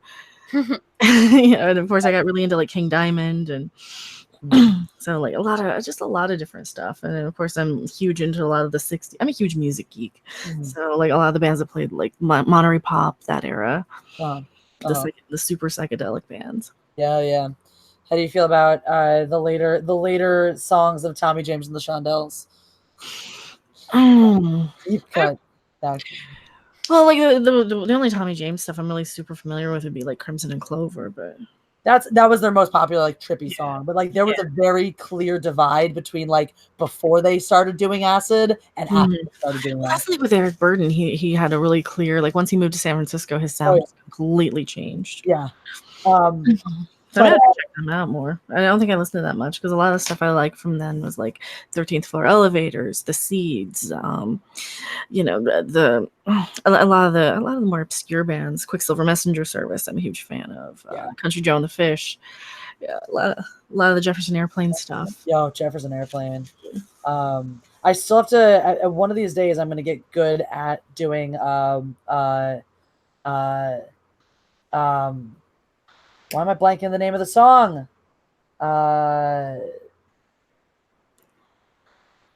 Is it just called White Rabbit? Yeah, White Rabbit's their White probably Rabbit. most popular one.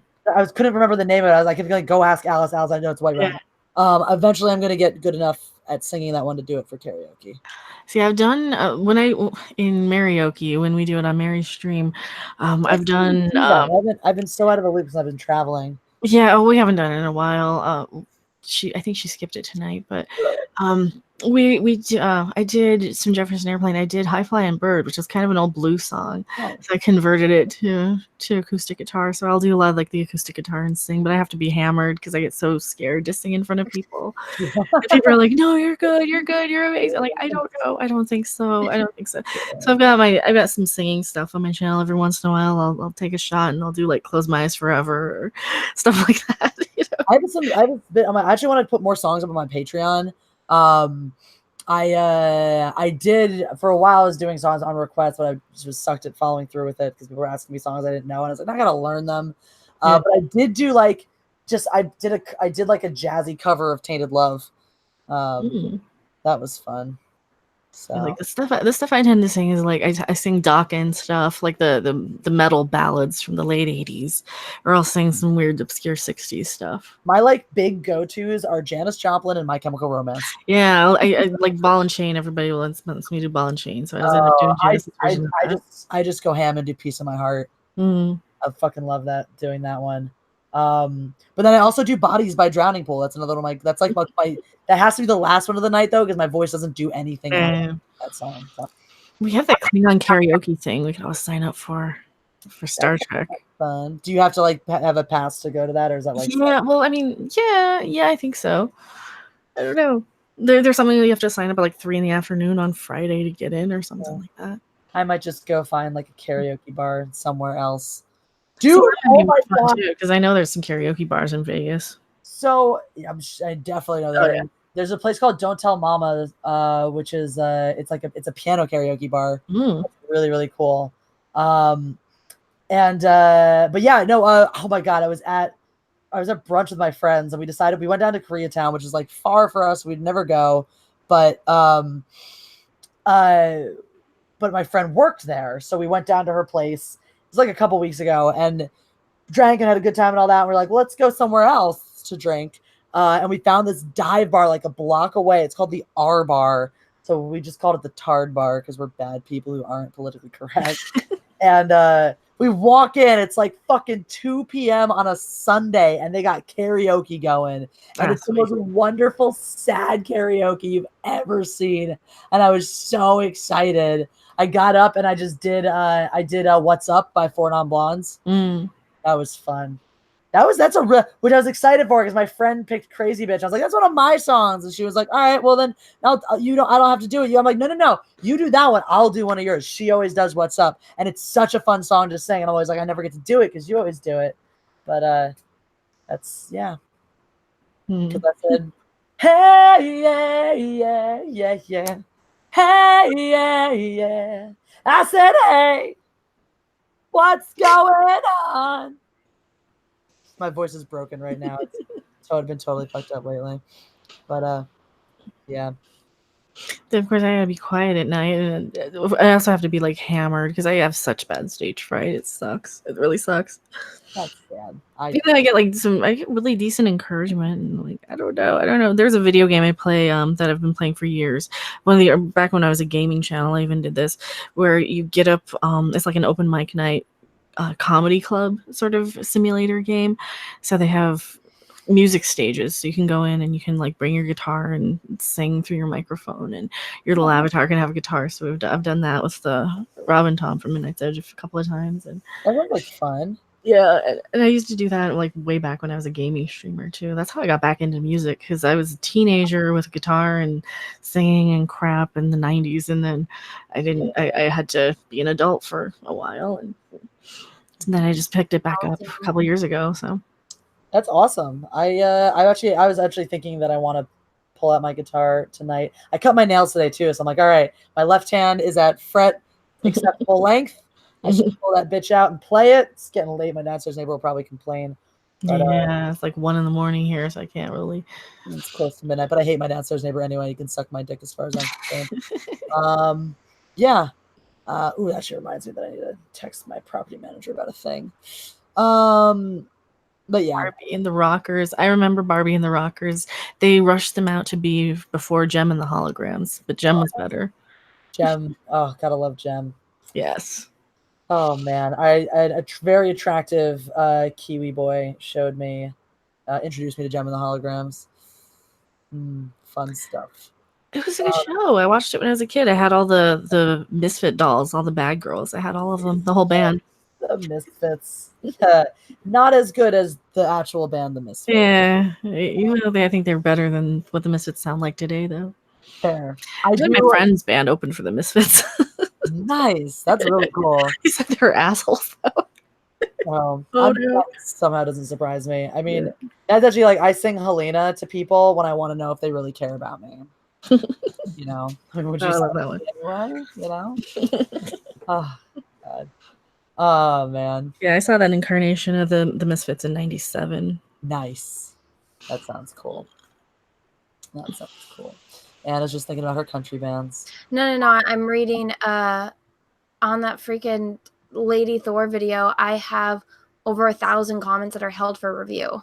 Oh shit! Oh, wow. It happens on like every one of my videos, like all my Captain Marvel videos. It's like there's more comments that are held for review than are allowed to be seen. That's a lot of comments to get held for. Well, a majority of them are just like, "Oh, shut the fuck up, you stupid cunt." Like, yeah, the Brie bots. I usually get like 2, like one random one because like someone posted a link or something. My Jesse's Hair's comment today got held for review and I don't know why. It just said I should get a flamethrower, and I was like, I agree with that. I don't know why is it, but people who comment the same thing over and over again, like Jeff Nelson always says, "Jeff's competing for your attention." I usually have to approve that comment. So, it's like on my phone, it'll show me less because it doesn't show me when people are commenting on somebody else's comment. On the computer, it shows me the comments that get flagged that are on somebody else's comment, not just somebody that's leaving me a comment. Yeah, no, yeah, it'll show that. It shows that for me as well. But I guess I have fewer people calling me a cunt than you. It's to look forward to 100,000 subscribers from now. It's so blatantly obvious to people that didn't watch the damn video. So I'm you literally just looked at the thumbnail and looked at the title. I didn't say a single bad thing about Natalie Portman, so stop saying that I'm attacking Natalie Portman. I'm having a blast responding to comments on my SJW, my Social Justice Wednesday video from this week. Do they not understand that you're not SJW? So many people think that it's real. So many people. I've corrected some people and they just don't say anything. They're just like, yeah. I've corrected a handful of people though who are like, oh shit, I'm so sorry. I did not realize this was satire. And I'm like, you're such an idiot. So my Tuesday like a disclaimer at the beginning. I do. I say like it's socials. I say like I'm not like super obvious about it, but I was like, this is the day that I like go behind enemy lines and get in the thought process of these fucking morons. Like, but even your first one, because I was there when you filmed it, and I'm just like, I was trying so hard not to laugh because it's so not you. This one, it's so not me. This one, to be fair, is like the most. Yeah, as B-Dad points out, I literally say it 10 seconds in. But then people just get wrapped up in it and get super triggered. And if they don't watch till the end, they're like, nah. So joke's on you, fuck faces. Anyway. Oh, they haven't watched the whole things. No. Thank you for the super chat. Behold the epic Triforce. Oh my god, we should call like every time we like repost that we're all 3 on, behold the epic Triforce. And here's the link to the video. That would be fun. I like that. That sounds cool. That would be. We should do this. I agree with this thing. Oh man, it is like well beyond my my 3-hour typical cutoff. So, okay. And I do have to go to bed because I have to start drinking at 8 a.m. tomorrow and continue to drink until midnight tomorrow. So I'm gonna die. Go to sleep. I know. I still have to film a video. Social SJW Jesse says I'm real. You're a figment of the internet's imagination. You're just a bad dream. That's all you are, SJW Jesse. I think I have a parody account that's like Dominatrix Mecha, which is kind of hardly a parody because I do have the writing crop. Like it's hardly a parody anymore if it's for real. Right? If it's real, it doesn't. I think that's why it took so long to actually get parody accounts for me, because and they're not proper parody accounts. They're just kind of facets of Jesse. Mm-hmm. And it's really cool because if you go to the Team Jesse page, he has all the links posted from the videos that inspired the different personalities. But like drunk Jesse is just the facet of Jesse that's always drunk. The only one that's not a real part of Jesse is SJW Jesse. That's like that's the only like true parody. That and my hair, Otherwise, it's like it's drunk Jesse, it's teenage Jesse, retarded Jesse is very much a part of me. There's crazy cat lady Jesse. There's Professor Jesse, film critic Jesse. All of these things, Yeah, I think I just have crazy Mecca and drunk Mecca, which is sometimes crazy Mecca. Yeah, one and the same, basically. Yeah. One and the same. Infernal Iris says your hair is a personality. My hair is a personality. It's great.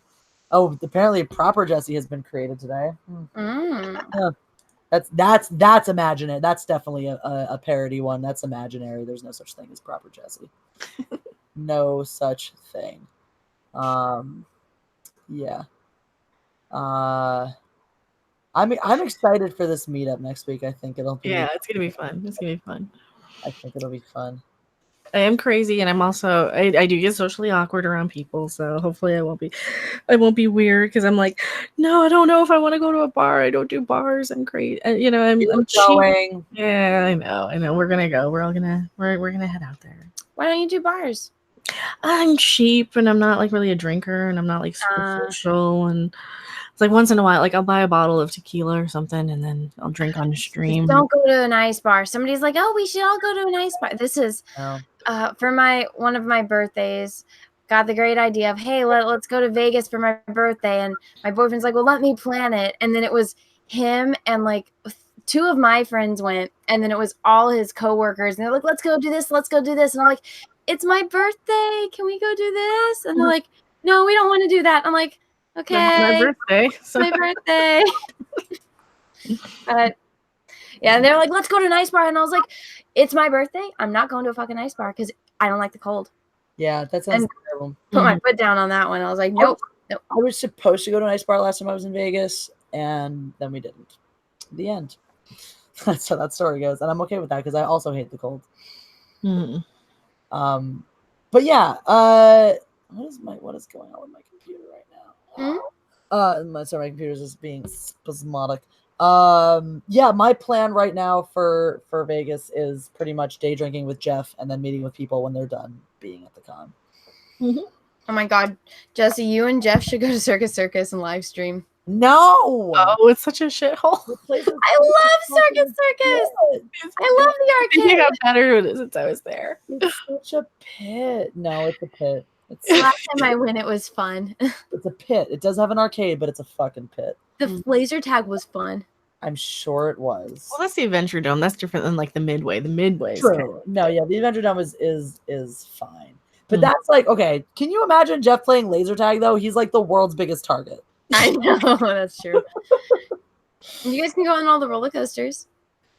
I don't think Jeff fits on a roller coaster. See, I want to do the zip line at the Rio. I did that last time I was there, actually. It's sweet. Pretty I good. do want to do that. I don't know if I'm going to have time. That's the thing. It doesn't take long. No, I know, but just like walking from one end of the hotel to the other and squeezing stuff in, and then I want to spend time with people, and I want to... Yeah. It's like...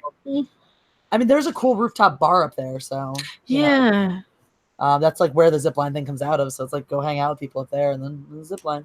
Yeah. Are you actually staying at the Rio? Yeah. Yeah, we're going to be, because that's where the con is. I'm going to see if I can upgrade my room, though.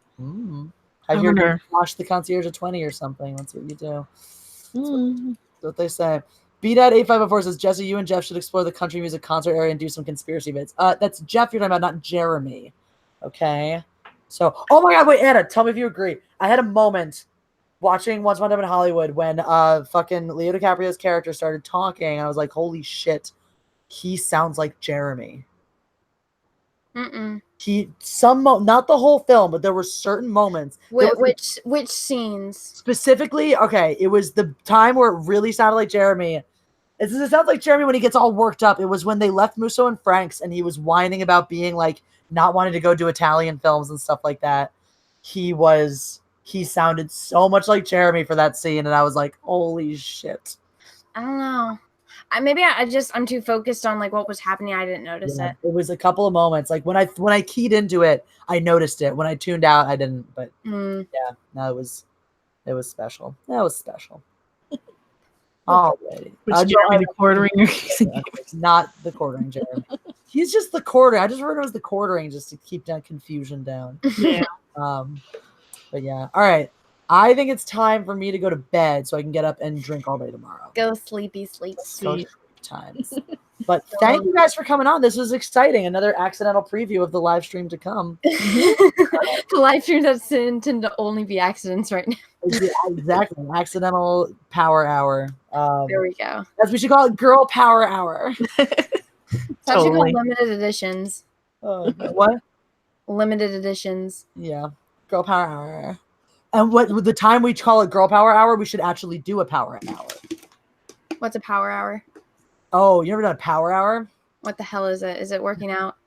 No. Is that like when you mix cocaine and heroin together? No. A power hour is when you get a beer, or you can use wine if you want, and you get a playlist for it too. So you're songing it every minute. But every minute for an hour, you take a shot of beer, or if you want to do wine and really die, you can do that every minute on the minute for an hour. I die. Yeah. Tequila, yeah. You can't use tequila. You will actually die. I could probably mix it down to. You could water it down to mix it with something. Yeah, we should do that. It would be fun. We would die. All right. On that note, on dying, it's been a blast. It's been an honor and a pleasure serving with you. And I'm looking forward. Anna, let's find a time to meet up sometime soon in Poison. Yes. Because I missed you. Kitten party. Kitten party. And Macaran, I'm looking forward to actually meeting you in the flesh. Yes. Oh, it's gonna be fun. It's gonna be fun. Okay. I'm already doing my potty dance. All right. I'm not doing a dance, but I've been in the same place. So good night, everybody. Thank you for being here. Subscribe to 42. Subscribe to that Star Wars girl. Subscribe to me. Have a good night.